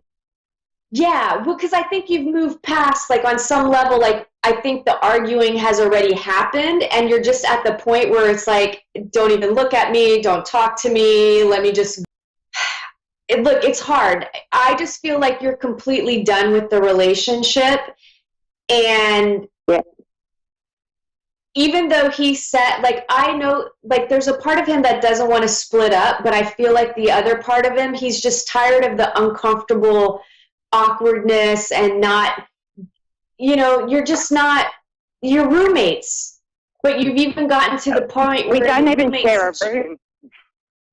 Right, like you're just like strangers living under the same roof that happen to have children together.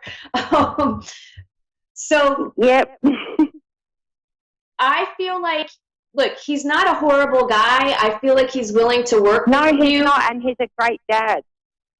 Yeah, and he will co-parent, and I feel like he would give you the opportunity to stay under the same roof, find yourself a job, or figure out something that you could do on your own to make money.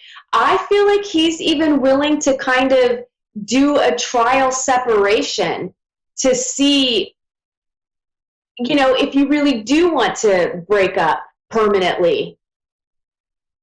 He has got a place to stay, and he stayed there 2 nights, and he just refuses to go. He just wants to stay here. So he tried, and it's not working for him. For one night, he tried. Yeah, you know what? He's got a lot of fear, too. I think he's afraid of being alone. And, of course, he loves you, and you have the kids, and I think he's worried about that. Look, I mean, if you want, you can email me at askrebeccatoday@gmail, and I'll give you a relationship book. It might have some pointers in there where you can get on the same page a little bit while you temporarily work through this. I keep saying to him, I'm happy to co-parent together because I believe kids need both parents in their life. Absolutely. Absolutely. We are about to get cut off. Fiona, email me and I'll give you a book. I think you're going to be all right either way with whatever decision. Thanks, everybody, for tuning in. I will see you next week. Bye.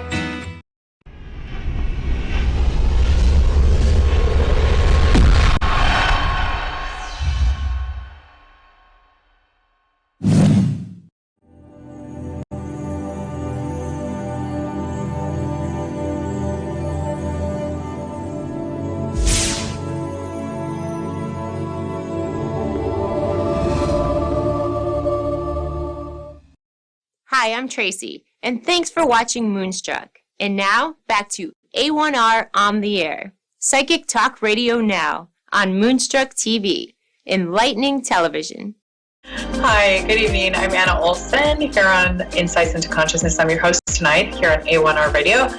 I am doing readings tonight, just all readings, and I want to focus on intuition. And if you have had any spiritual experiences, first off, I just wanted to say that the number one question I get from people from a religious background, especially of the Christian faith, anybody who has read the Bible, follows the Bible, I got it again tonight when I was doing a reading, and that is, if the Bible says X, Y, Z, how is it that you justify still using Christ consciousness and being Christian and doing readings as a psychic medium?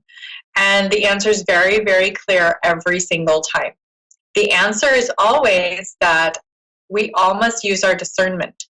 We are all born with an innate, inherent discernment, which will tell us specifically what is good and what is Well, how can I say this? The people who harm the most and the people who do the most damage are the ones that are usually the most manipulative, and they take advantage of people. They appear nice. They're not your ugly. It's building our own spirituality, and that is our responsibility. We can't leave it up to, like, let's say a pastor of your church every time you have communication with someone. If you go on the train, or you're out on the street, or you're at work, or you meet somebody new at a party or someone's house, can you call up your pastor throughout your life every single time you meet somebody and say, listen, I really need you to tell me if this person's okay or not? No, we don't do that. That's not realistic. So what we do is we use our own compass. We have to practice it. We have to all keep fine-tuning our compass. So I'm going to take a call now. Bridget in Tulsa, Oklahoma. She would like a reading tonight, so I'm going to do that now. Hi, Bridget. How are you tonight? Hi, I'm wonderful.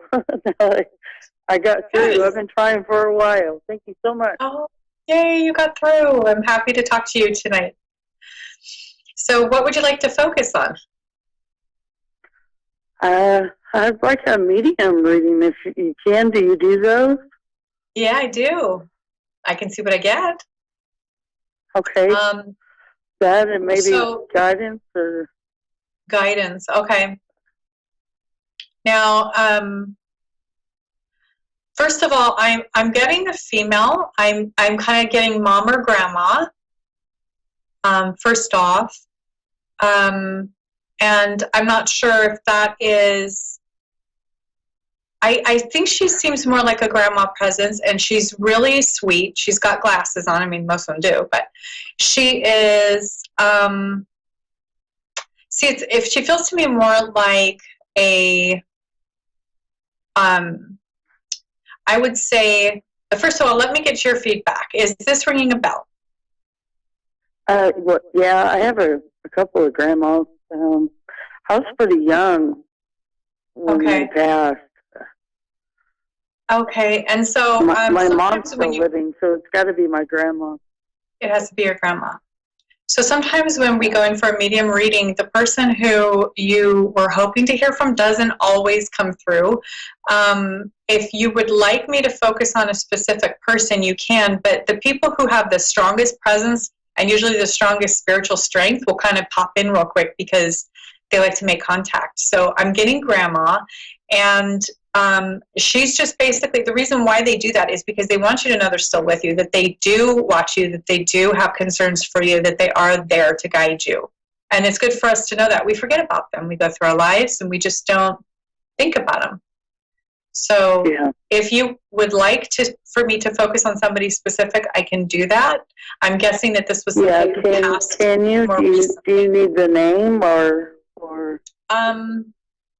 If I don't do as well with names for some reason, that's never been my strong point. But I basically will tell you who, and I mean, I'm also getting a male presence, and it would be a younger son or brother. Well, my husband passed. That's who I'm trying to reach. Oh, so you're trying to get to your husband. Was this pretty recently? Yeah. Okay. Well, within the last 5 years. So, husband didn't come through very, very strongly. I'm getting more of like, okay, so was his mother passed? His mother? No. Your husband's mother? She's still with us? She's still here, yeah. Because I'm getting that the grandmother may have been his grandma, and that he's with her. So sometimes these things come in and they don't make perfect sense at first, and then as we go through, he does have his grandma that he was really close with her. She's passed. Mm-hmm. So that makes more sense now. Now I got son or brother. I think it's because he is her son. Does that make sense? My grandma has me now. She's, we're together, and she's also watching over you. It's like it's almost like she's mom to him.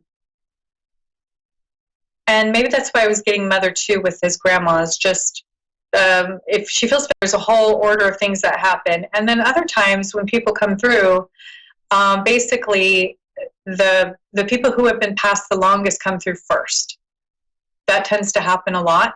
People who have passed more recently tend to not come through as strongly or as often. So sometimes the other family member that has passed prior to the person that you're trying to reach, they will help that person come through and relay some messages. It's a little hard to explain, in the amount of time that I have, but usually it's because they're still learning on the other side. They're still initiating into where they are. They're still adjusting. She has a hard time finding my oldest daughter, and I'm just wondering when she's going to find the right one and be able to start her life. Right. I really do feel that he has a strong presence. He is definitely doing his work. It's going to be about another 5 years around that before he can really start doing more of the work where he's connecting with your kids more and with you. Sometimes it just takes them different amounts of time here on the earth. It's very different there. The time frame is very different there compared to here. So I guess I didn't realize how long it takes. Yeah. And in the meantime, the way that they talk to us is through symbols. And I'm getting almost like a family crest, or I'm not sure if it's like it looks almost like beer, or like something that you'd see on a really nice liqueur bottle or something. It's kind of like silver, kind of hard to explain, but I feel like he's coming through with a sign, a symbol, and I'm not exactly sure what it would be called. Is it almost like a family crest, or is there something that he was cremated, and me and our 4 children have silver crosses that we wear. That's it, because it's very silver, and it looks like it looked to me like one of those old medieval crosses to me. For some reason, that's how it came through. So he's just basically telling you he knows you guys have those, and he's acknowledging that he can still see you. He's still there. And the message that I'm getting, and I'm getting goosebumps, so I know this is like super strong coming through. The message that I'm getting from him is that he wants you and the kids to know that a lot left in him. Yeah. It was his due time to go. And with the kids, his biggest message for them and for you is that life isn't meant to be really easy. We're supposed to have these really difficult trials that we go through, and that it's something we have to accept, that this is hard, and that it isn't always exactly the way we had hoped, and usually that turns out for the better. Yeah. These things are going to strengthen. Yeah, he had a super hard life, and I think me and the kids was probably the best thing that he had out of it. Mm-hmm. I would say that's correct. He's doing a lot of work over there. From a young age, I feel like he had gone through trials, and so there were just a few things that he was still playing catch up on with his spiritual growth. And what he's doing now is, with the time that he has in the spirit world, he's want you to know that when you see those silver crosses, that he's with you. He is absolutely aware of you. He feels your emotion. He understands your sadness, and that's really like what I want to get across to you right now, is that he really acknowledges your sadness, and it feels very deep to me. I understand, how much he meant to you, feeling it. And he's acknowledging you for that. And he's saying, like, it's not, this life is very, very brief. And if you can just, try your best to look at all of the good things that he left you with, and all of the good times that you guys had together, that you're going to be able to get through the grieving process easier. And he's saying, go ahead and talk to him. Like, when you're feeling lonely or whatever, he can hear you. You can talk to him in your mind. You can talk to him out loud, when nobody's there. It's, it's very personal, but he's listening and he's still there. You can talk to him. Yeah. I do talk to him, and I get frustrated with it. And my grieving has been hard. It's been off and on. I tried to learn, and I watch mediums, and I watch all shows, and I'm trying to heal myself from it, but it's extremely hard. Well, he's with you. He understands. He feels everything you feel. He knows the depth of it. He's there. He not only can see. I don't want to make him sad. You're not making him sad.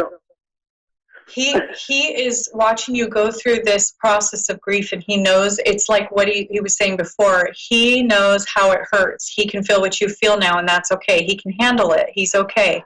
But he wants you to try to start remembering all the good things about him, because nobody wants to leave this earth with you feeling sad every time you think of them. You know, they want you to feel happy every time you think of them. They want you to remember all the great things, all the good moments, and to remember those things. And go ahead and let that grief play through. You know, that's important work to do, and that will strengthen you spiritually, and it will strengthen you in being able to build empathy and grow your empathy and earn it, and just really be able to help others who are maybe in the same situation. You know, I'm sure that you've had a lot of people say some things that, you know, after he passed, that didn't resonate very well with you. And so what it does is it teaches us what to say, how to support others, how to really support our clan, our community. It makes you a better person. And I'm just, you know, what I would like you to kind of move away from is being lost in the sad part of it, because that can be a cycle that will continue if it's not processed with the grief properly. Yeah. And your children, you know, they're going to work through it the way that they are going to. They're all going to do it differently. And your oldest daughter has her own way to grieve and to act out. I know she's probably acting out some, you know, it's normal, it's natural. This is all part of that process. So I want you to normalize what's happening right now. You know, this is what people go through when they lose something. Try to breathe and get through it. Yeah, I understand. I've experienced grief, and I understand. Okay. Yeah. Thank you so much for calling in. If you'd like to continue, or you'd like to reach me again for more, you can always contact me. My website is AnnaOlsonIntuitive.com, and I'm on Facebook at Anna Olson Intuitive. And you can always reach out to me again. I'd love to do another reading for you, or for one of your kids. I'm always here to help. Sure. Yeah. That's what I was wondering, because the more that I learn, it seems like my emotions are getting so strong with people. Like when I'm around people more, or because I'm more of a shut-in, I like being alone. And I guess the more I learn and the more I try to connect, I mean, what is that? Is that just has to do with my spiritual growth? Yeah, that's normal. I mean, it's just as we age, when you reach certain ages in your chronological age, you are more ready for new spiritual growth and transition. So that is extremely normal. You're doing, you know, great work, actually. I think it's really about getting in all of your resources that you resonate with. You know, if that's church, you resonate with that, great. If it's, you know, mediums, you resonate with that, perfect. It's whatever you resonate the most with. Okay. And absolutely reach out to me if you need me again. I'm happy to help. I'm happy to connect with you again. Okay, thank you so much. Thank you. Have a wonderful night. I'm so glad you got through. Yeah, me too. Have a good night. So next we have Melissa. And Melissa is going to get a free reading tonight with me.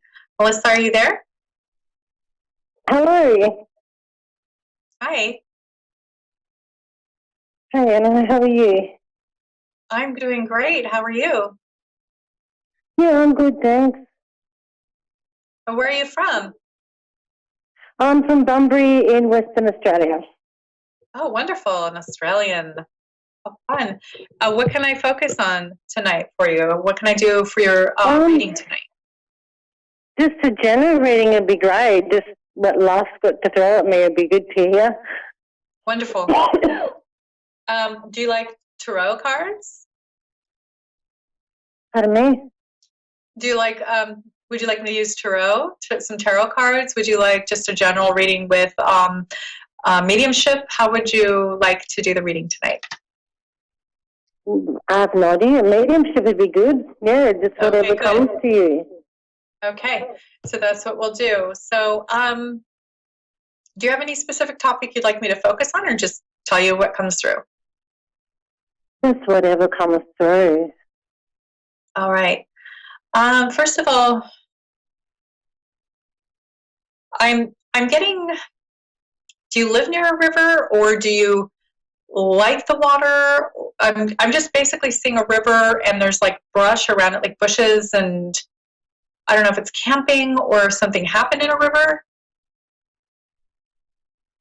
Or body of water. Does it ring a bell? I live near the beach. I live near the beach. You live near the beach. Yeah, I was kind of seeing those kind of plants around a body of water and like the dirt. I couldn't tell if it was sand or what, but I'm getting that there's a body of water. And then do you resonate very closely with the water? Do you need to be around the water or the beach? Yeah, I love the beach. Okay. I really love because the beach, yeah. I feel like that's your therapy. And I also am getting that part of that is that there's the elements that help you kind of detox. So your body detoxes in that element energetically. Yeah. And takes away the stress.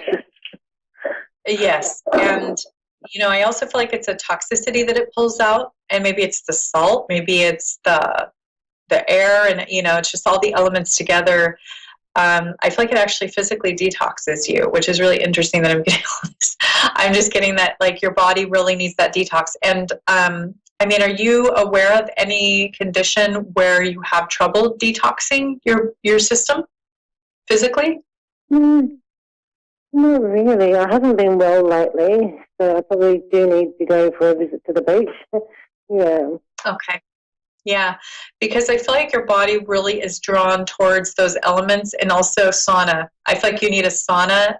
If you're having those health issues right now, go to the beach, get out in nature, get into the salt water, put your fingers and your toes in the sand. A sauna would be great, kind of sweat it out, because I do see that there's something in your genetic makeup that is making it difficult for you to regularly detox. Yeah, okay. Okay. So I'm seeing that first. And then I'm seeing red hair, and it's kind of done up real pretty, like kind of high, and the hair sprayed. I'm not sure if that rings a bell for you, but that's what I'm getting. A red head? Yeah, red hair, and it's kind of styled up real kind of elaborately. I think my mum used to have her hair like that in the 60s and the 70s. She had red hair when she was younger, yeah. Did she wear kind of like a lot of pretty makeup, kind of heavier makeup? No, she didn't. No? She was never a makeup lady, no. Huh.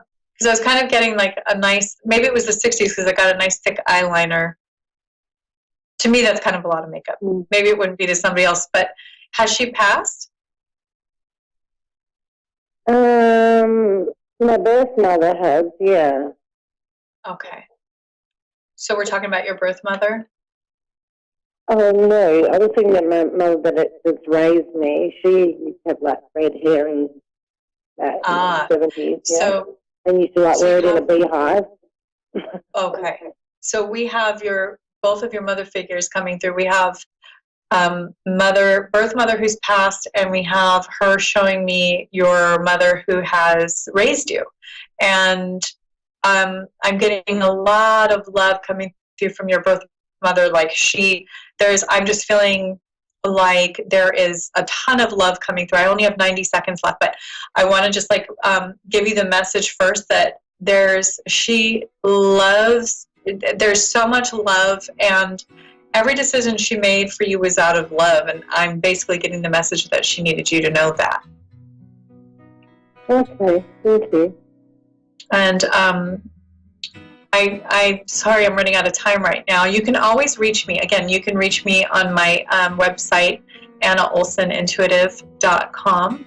And I am also on Facebook, Anna Olson Intuitive. And if you want to continue the reading later, or if you want any other services from me, absolutely give me a call or let me know. You can message me, email me, whatever you need to do. All right, thanks, Anna. Thank you so much. Thanks for calling in. Thank you, bye. Bye-bye.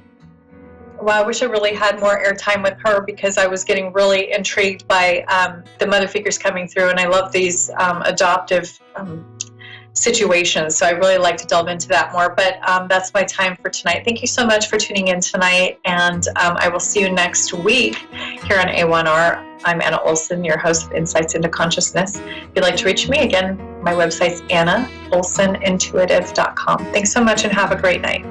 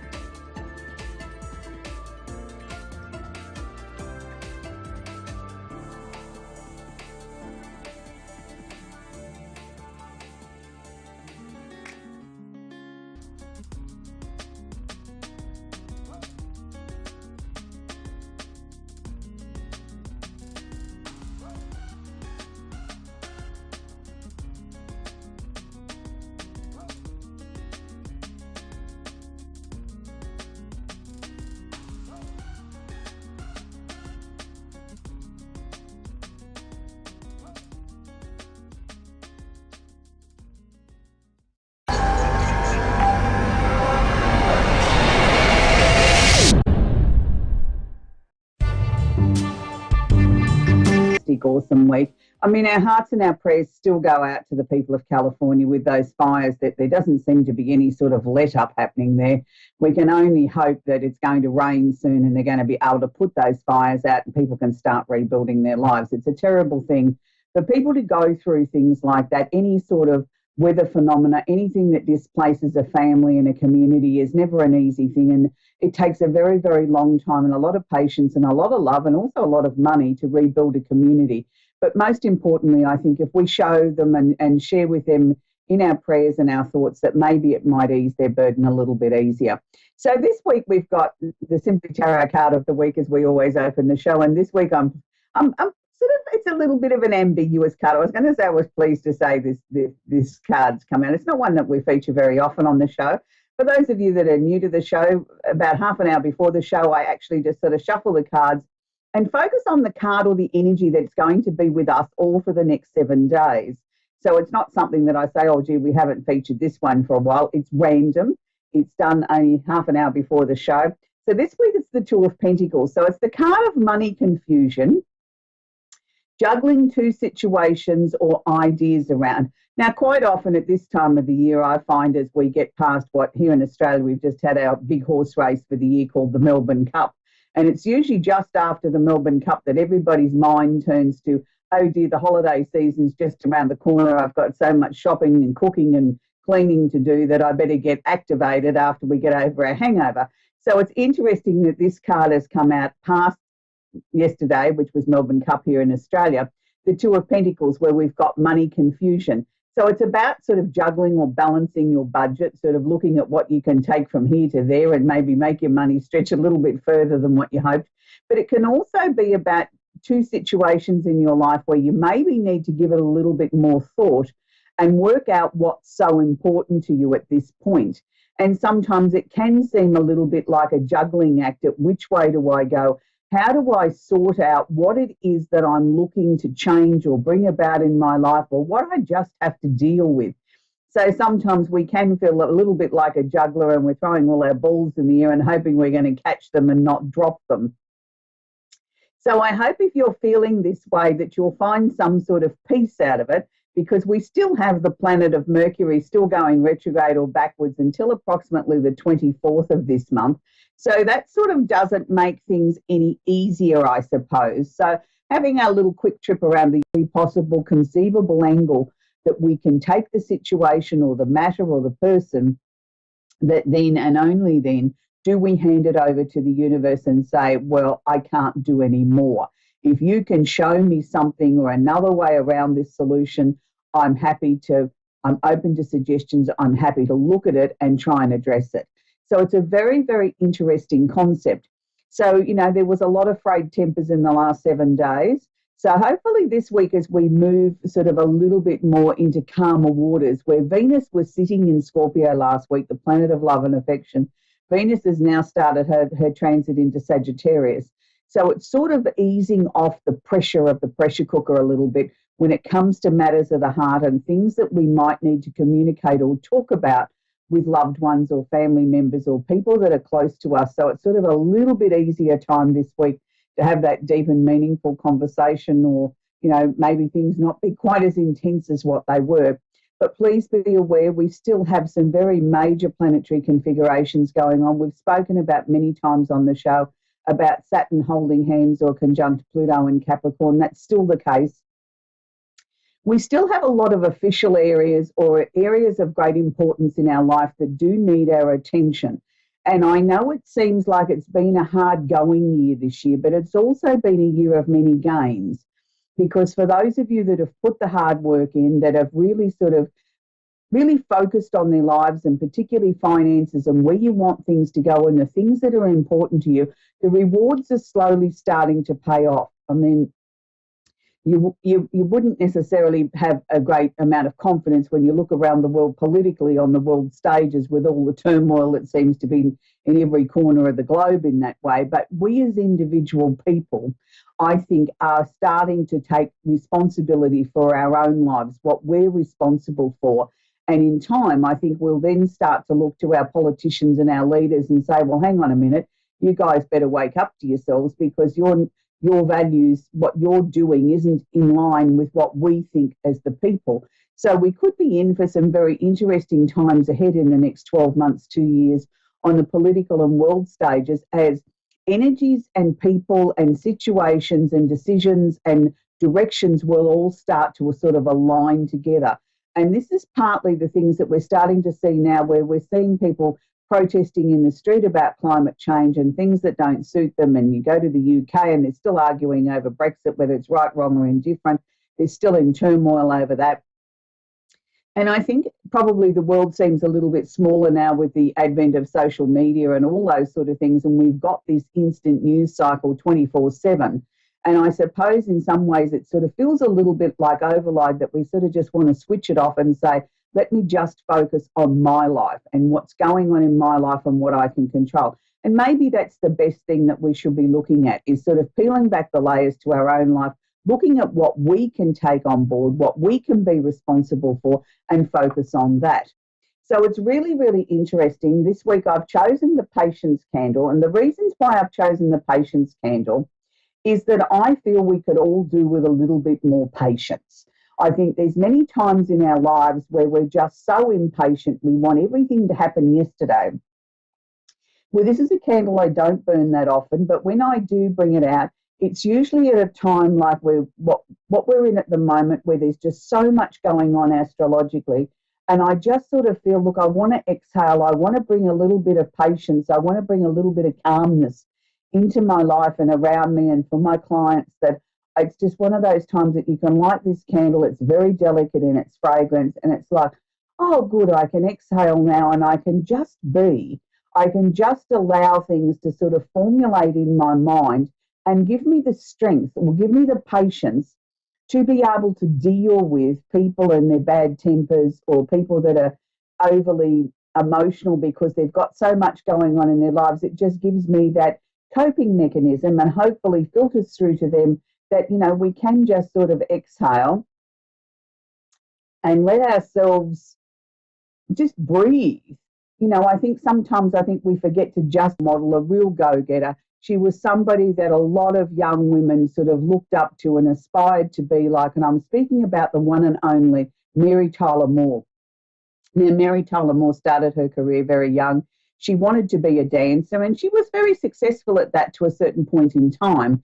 But it was also then it became more obvious to her that she could probably share her message with the world and who she was and what she stood for in a very dynamic way when she got onto the stage and into films and into television, where people were starting to sort of take notice of her. Here was a very grounded, dynamic, focused young woman who had a message to share. She didn't take any BS from anybody, but at the same time, she was the epitome of a lady, well-mannered, with poise and grace.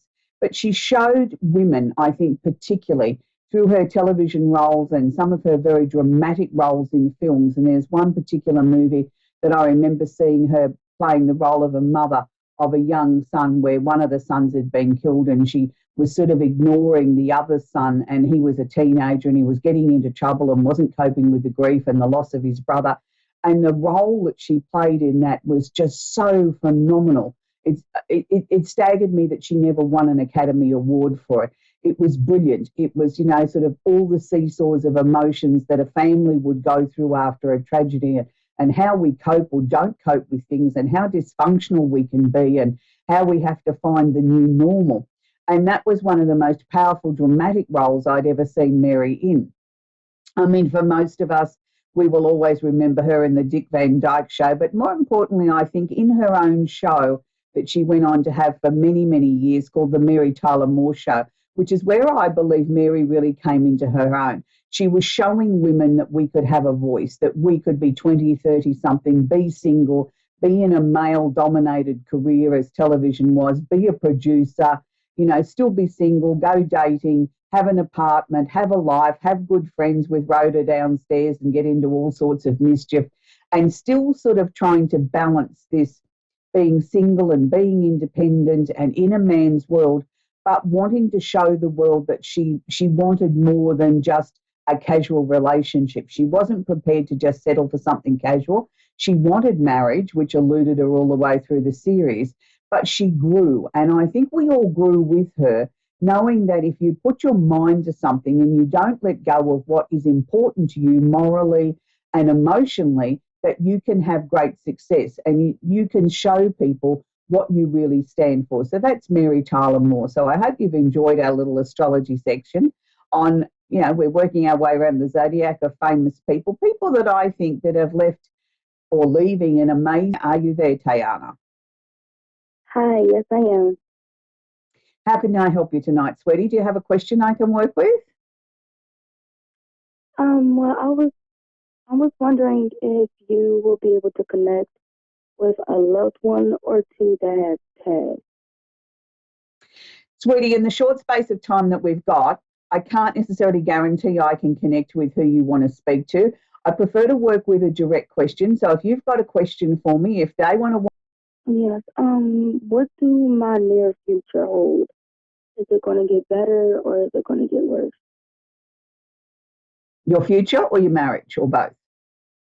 My near future. I'm not married. I'm actually okay, right. Your near future. Sorry, sweetie. I did. You've been working hard on this year to bring to a close? Yes. you know, they're saying to me sort of like this last little bit will seem like the hardest, but we've got to push through that barrier. We really have to push to make it sort of happen. It's really, really positive because what I'm sort of seeing, even though you're sort of not feeling as if you're jumping out of your skin with excitement and you're sort of feeling a little bit tired from everything that you've had to work on this year, that, you know, over the next couple of months, things are going to certainly get a lot easier, but things are going to start to sort of fall into your lap very, very easily. It's interesting because they're showing me that there's a very tall, dark-headed man that's yet, I think, to cross your path, who's going to become very, very important to you. So no one special on the romantic front at the moment? Well, I do have a boyfriend. He is tall with dark hair. Right. Okay. But has he sort of been a little bit shy in sort of talking about where this relationship's going? Yes, most definitely, because we are having a lot of problems. Okay. So do you sort of feel in your heart of hearts that this is worth the effort that you've had to put into this? Yes, it is. Okay. I'm not totally convinced that he's the one I'm about to talk about, but I'm not going to argue with you and sort of say, or even argue with those from beyond that are sharing a message with me. I'll give you what they've given me, and then it's up to you to put the pieces together into the jigsaw. And you don't necessarily have to tell me whether it's him or whether it's going to be someone new. But what they were sharing with me was, number one, this beautiful, massive pink heart, which is always meaning that, you know, the romance is good. I had a man in your life. I'm going to say that's good because I feel that he's had sort of a little bit of a wake-up call and it's time to sort of get everything sort of more organised. I also feel that this man's had a lot of emotional issues from childhood that he's had to rise above and sort of put into some sort of perspective, and now sort of leaving that behind. It's not that he's used them as an excuse. It's just that they were sort of there and sort of interfered with things. Well, now that door is being sort of sealed up and shut and sort of saying, I'm able to go forward now. Also, have you just moved residence? Have you just had a move? I actually started school in Kentucky recently. You just did what recently, sweetie? I just started school in Kentucky recently. Oh, okay. You just started school. So did that mean that there was a move to go to school in Kentucky? Yes. Okay, right, fine. Because they were showing me a move and they were sort of showing me that you still had sort of question marks around it at whether or not this was the right thing to do. And they were saying to me, yes, it is. It's just sort of like we've just got to let everything sort of settle. I just sort of feel 2020 is going to be a much brighter, positive year than 2019 was for you, where 2019 was where you had to sort a lot of things out. You had to work out who you were, where you were going, what was important to you. And it's now sort of like we can see a long way ahead now. Things are going to start to become a lot stronger. There is definitely two people in spirit that are around you, but they didn't sort of really weigh in any way to add anything other than to what I've given you. And they're sort of both just sort of got this lovely smile on their faces if they've got everything in hand for you, sweetheart. So I hope that helps you. We're going to take our next caller, which is Robin in Brandertown, Florida. Are you there, Robin? I am, yes. Do you have a question I can work with tonight, Robin? Hello, Robin. I was just, yes, can you hear me? I can, sweetie, yes. Hello? Yes, okay, I can hear you, Robin. I was just wondering, okay, I was just wondering if you could tell me anything about future plans for myself. Okay, so when you say future plans, is there any particular area that you want me to zone in on? Because future plans is a very wide sort of cross-section of your life. Yes. Like financial, career. Okay, all right, we can look at that. All right, first thing that they're sharing with me is that they want to give you a big tick. So whatever you've been working on or however you've been sorting things out recently, I'm going to say to you, stay on that path. It's like you're on the road to success. I want to see you continue with that. Have you been sort of contemplating whether or not it's time to change your job? Because I'm seeing question marks around the employment And I'm seeing to me that it's not settled, like the jury's out on that. I haven't made a final decision yet. Yes, kind of, in a way. I've been out of work for a little bit. Oh, okay. All right. Well, then we don't want to keep you out of work. So there will be a sort of, okay. The question mark around that is then probably, are you looking to go back into the same type of employment that you were previously in, or have you been questioning whether or not it's time to branch out into something slightly different? Whether it's time to branch out into something different. Yeah.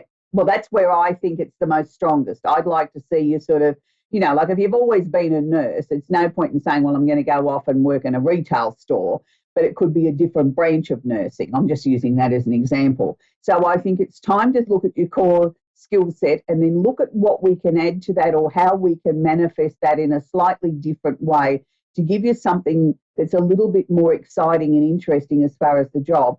I'm seeing a job fairly quickly, sweetie, within the next couple of weeks, but I'm going to say to you, it's only going to start out as a temporary or a casual position. I don't want you to turn it down on the strength of that and think, oh, well, it's only 2 weeks work.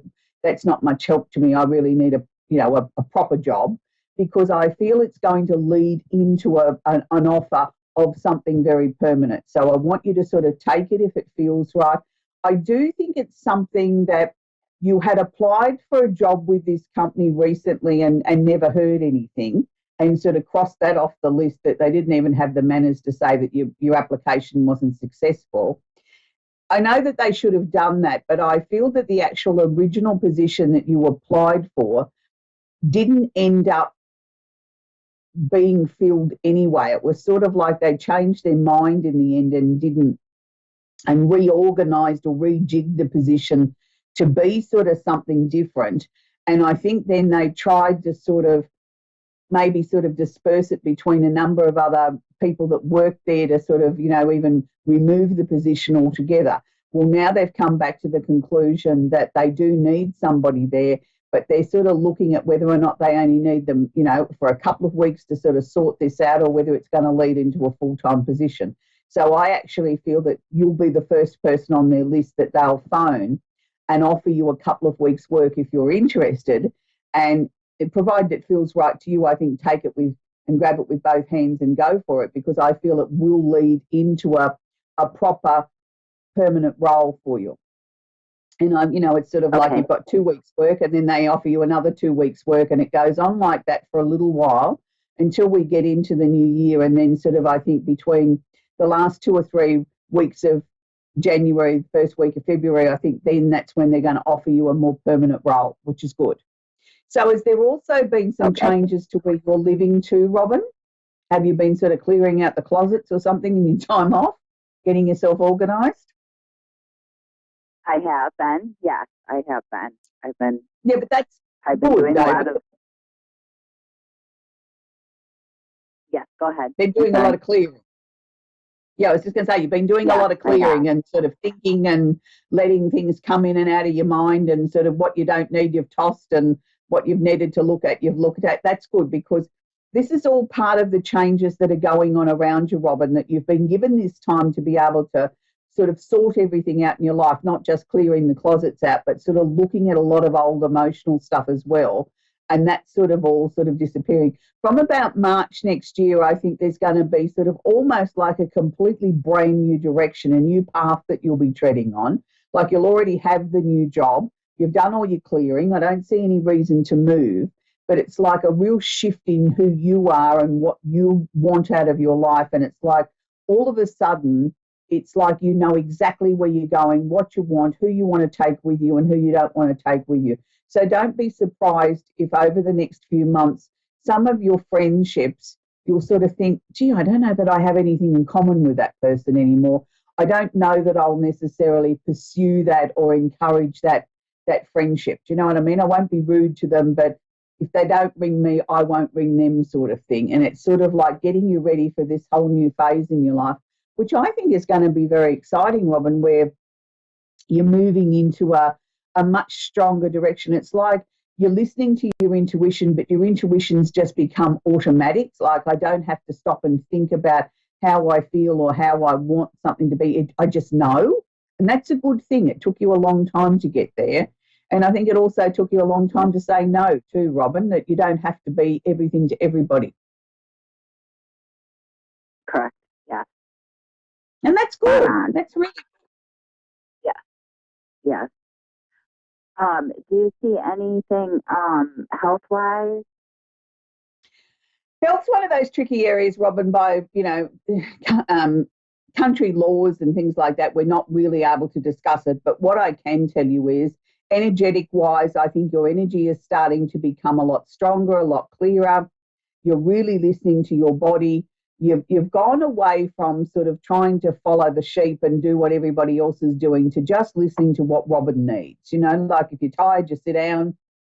If you feel like you want to go for a walk, you go for a walk. You're sort of not so obsessed with what's trendy you need to put in your body. It's what you know that your body needs. You're listening to yourself. And I think that's a good thing, because I sort of see your health just getting better and better and better, and you feeling so much more energized, which is wonderful.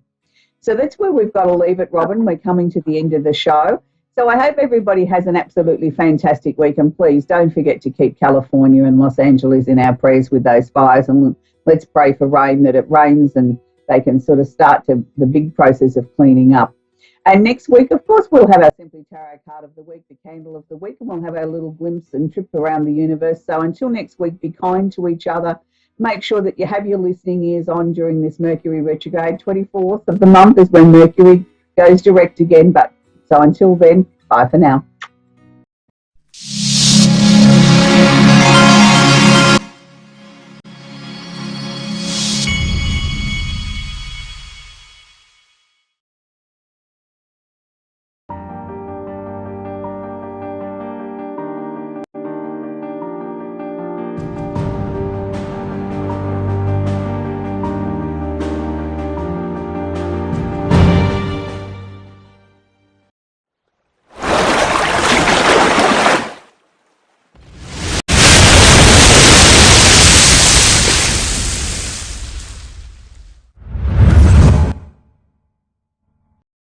G'day, Tonya Reeves, Australian Psychic Cowgirl. I'm coming at you from a little place near Bright.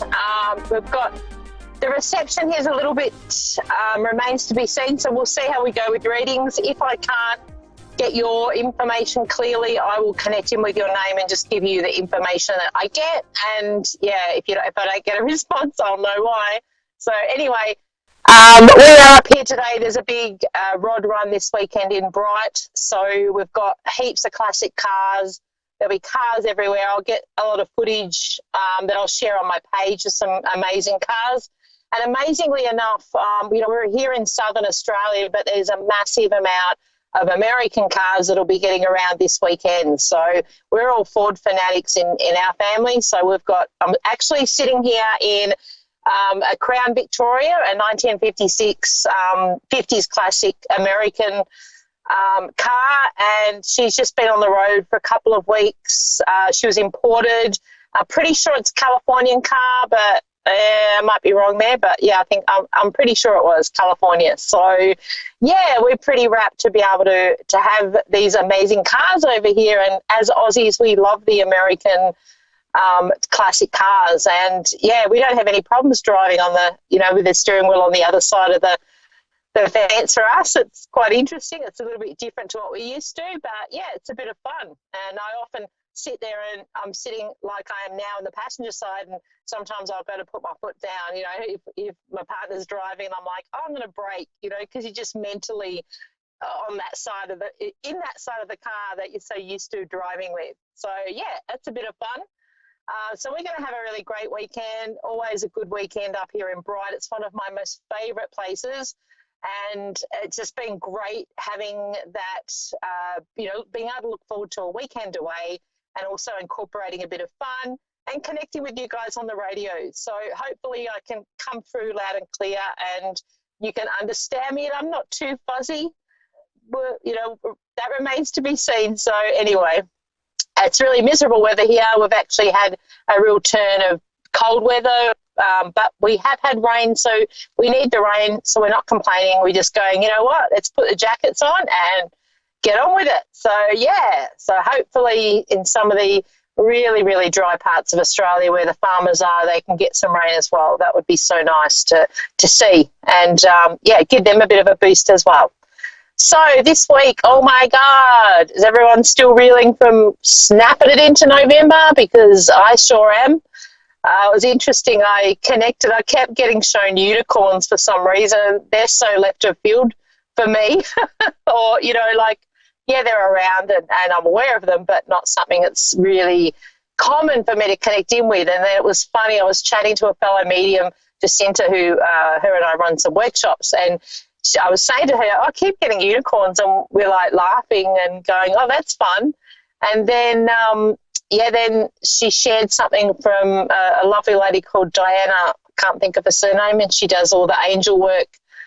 Oh, I've just had a mental blank on her surname. She's well known anyway, but she was actually had a whole write-up Jacinta shared with me about unicorns and what they represent. And, she also had on her blog information about November being a time to clear out what's no longer serving us, a time to let go of stuff we don't need anymore, and also time to get the manifesting happening. So it's a big month for let go of what you don't want to make room for what you do want, and be really clear about what it is you want, because there's going to be, it feels energetically like we can really bring things to us quite quickly. But in saying that, I've had a few people contact me with trying to bring things, into their, I suppose, into their universe, and we're feeling a bit frantic with it, so we have to let it go. So if you're really willing something and taking all your time obsessing about it, let it go. Put it out to the universe and say, yep, that's what I expect and that's what I want, but I'm going to let it go and I'm going to allow you to deliver it as it needs to be delivered. So don't forget that. We need to let it go. The more desperate energy we put to something, the more we push it away from us. So it's good to be aware of that. Okay, I'm going to go on to my first caller, Denise in the Bronx, New York. Denise, how are you? I'm fine, and you? Good. Can you hear me all right? Yeah. Yeah, I was sleeping. I was sleeping. I was getting ready to go to work. All right, so we're going to do a snapping reading for you prior to you heading off to work. Is that the idea? Yeah. Cool. All right. So, Denise, actually, it's funny, most of my callers that ring in here are quite spiritual, but you have that around you in droves. So I just wanted to acknowledge that and say you're really good at manifesting things, and you get visions of things. You actually get shown a lot of things prior to them happening, and it's really great because it kind of, you get when I say forewarned or shown, the things that are presented to you are relevant to you in the future. So it's really great you get the insights. Make sure you stop and take note of them. There's something around at the moment where you've come to a fork in the road and there's decisions that need to be made. And I just want to say, because they're showing me, it's like, tell her to listen, tell her to take notice. You've had a few things that have almost been like hiccups that have come up. So it's almost like you're traveling along the road and you've had things coming at you left of centre. They are there to slow you down and make you look at things differently. Okay. All right. Because there's something about you have to slow down to speed up. And it's like, as frustrating as that is, because I feel like I want to say Denise is not patient like the rest of us. We want it yesterday. Right. Yeah, you're right.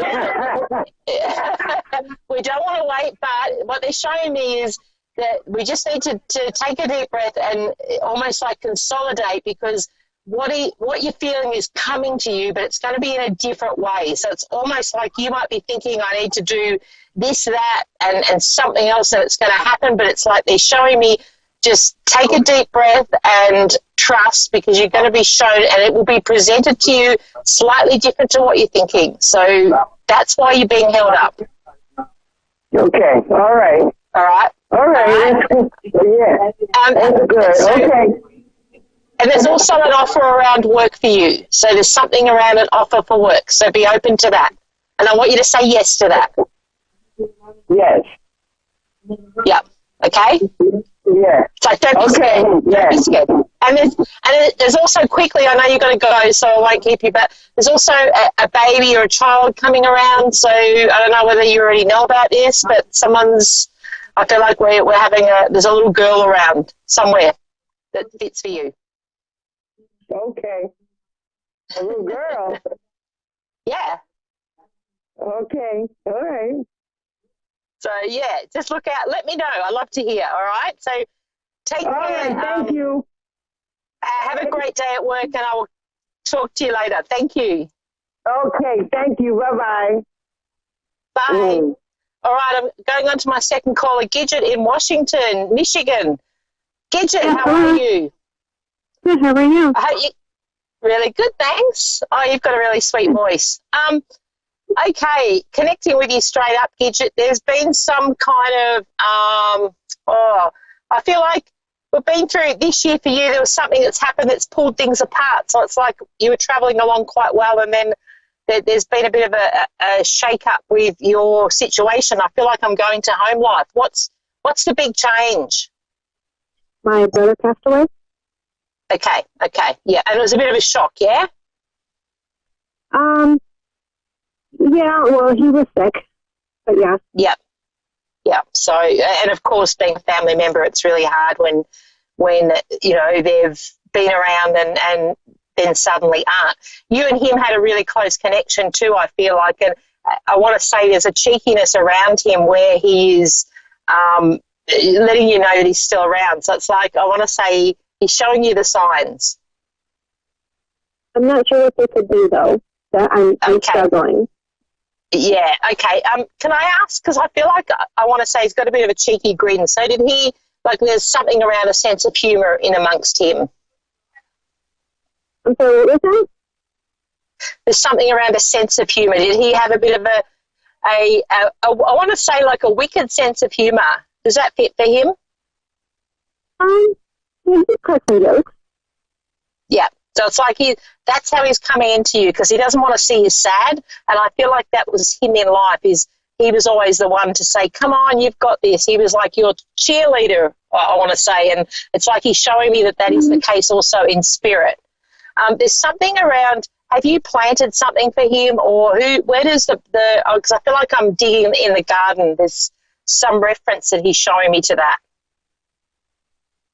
There's no garden yet, but my parents planted, he received a gifted bench in his honor that we'll be planting a garden around. Yeah, cool. Because it's like he's just acknowledging, and often when they do that, he's just letting you know, I'm aware of that. I can see that that's happening, and you know that's his, I suppose, part of his evidence to say he's around and he's all seeing. With what's happening. He's also referencing, do you have a son, or where does the boy fit in? He has a grandson. Okay, there's a boy that is really struggling since his past, and it's just like he wants to he wants to give him a hug, and it's like I feel like he connects with him as much as the child might not fully get that. It's like acknowledging, he's putting his arm around him, and he's aware of his struggle, but it's like he's there stepping in for him, and he wants you to know that.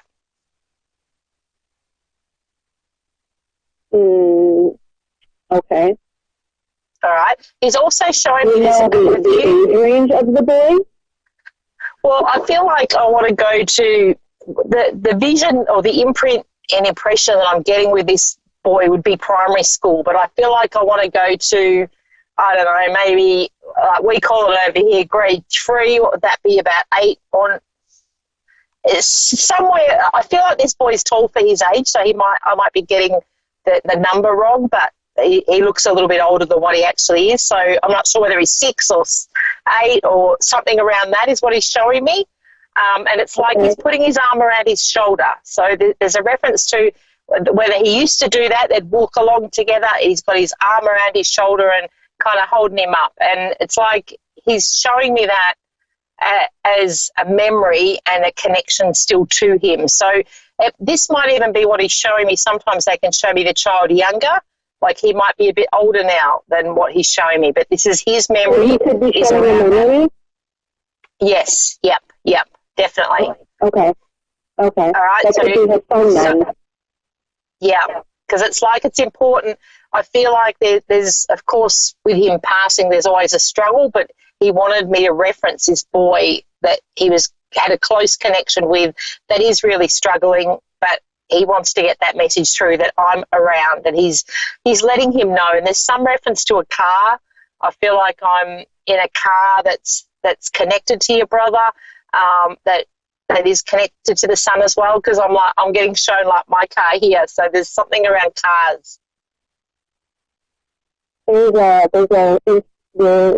had a truck that he loved. Yep. And has his son got that now?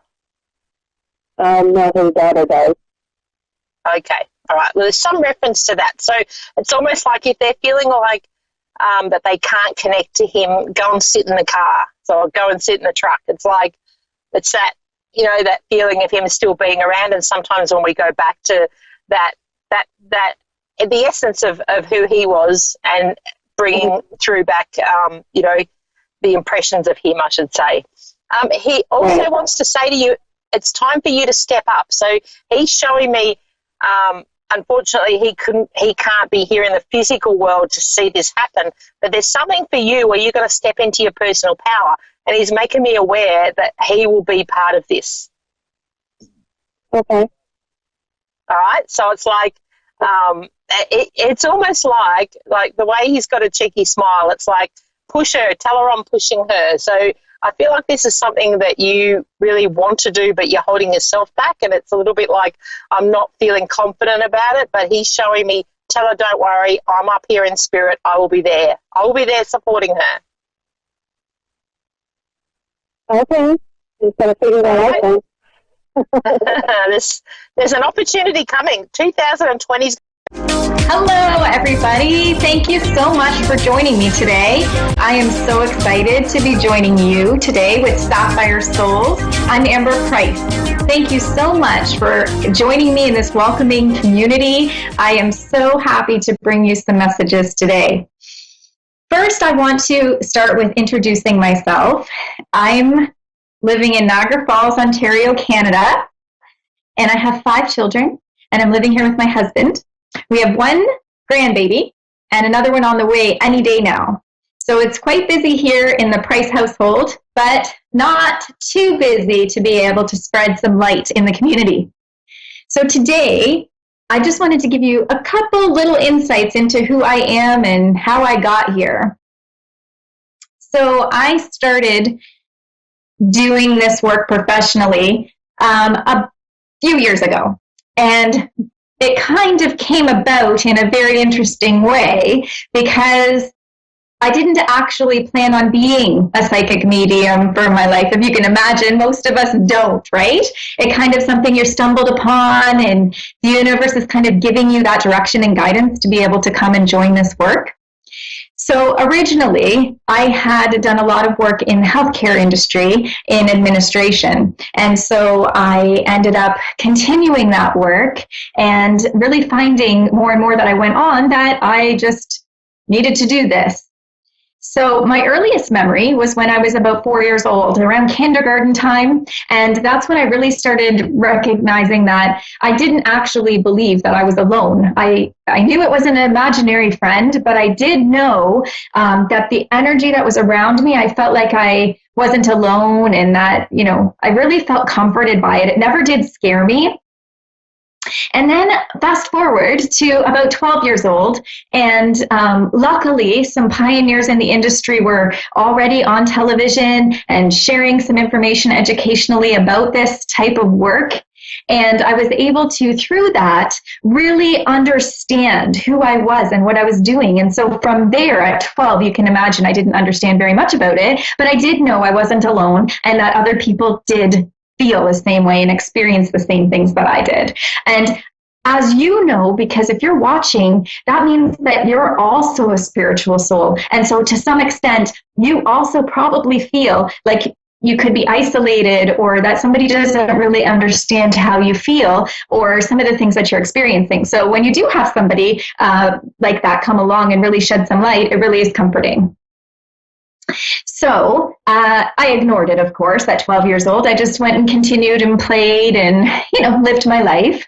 And then getting to 17 years old is when I really started to feel my first experience. Now, it was around the first time that I knew that I was experiencing communicating with someone who had departed. And so that's when I really started to harness in and listen to that energy. But of course, at 17, this isn't something that I thought I would be doing for the rest of my life. It was something that I just thought I was. And so when I'm connecting and getting messages, I just felt, again, very peaceful, very validated, very heartwarmed by it because it was never scary. And so then about 26 years old, I was pregnant with my fourth child. And we, of course, didn't know if it was going to be a boy or girl, but I had this impression of a little girl, and she came to me and kind of gave me some information about that she was a girl, that she would be coming and joining us into this earth realm, and that she would be coming on a certain month and a certain day. And of course, I thought, okay, well, we'll see what happens. And of course, true to her message, she came on the exact day that she had given me the information. So from there, it really kind of started to get more involved and more heavy as we kind of went on. And being a parent, I really used my intuition to help guide and help deliver messages and guidance to my children. So as I mentioned, we do have 5. And so now we get to share that information with all the little new grandbabies that are coming for us. And so when I decided that I was going to work in this industry and really just live my authentic purpose, which I really believe each of you should be doing, it is a very scary and difficult step. I understand. I've been there, done that, had to make the same choice. But at the end of the day, it's feeling like a relief. Like, yes, you are doing what you're supposed to be doing. You are living your authentic purpose. And that in itself is so rewarding. So I was about 26 when I made that decision to really start listening. But I really wasn't until my 30s in which I decided that I was going to be doing this for professional work. And I'm a clear cognizant, so I get a lot of information that just kind of comes into my head, like my own thoughts and my own memories of things. And so, of course, that is the most challenging is that your own thought? Did I know that before and now I'm just remembering it now? And so really the thoughts that come in and the messages that are interpreted and received are really quick, fast, and furious. And so it's a lot to absorb when you're first learning. And as an empath, which is my second strongest quality, you feel the way that other people feel. And so this was my biggest struggle. So any of you out there that have been looking to understand themselves more, or maybe struggling with feeling,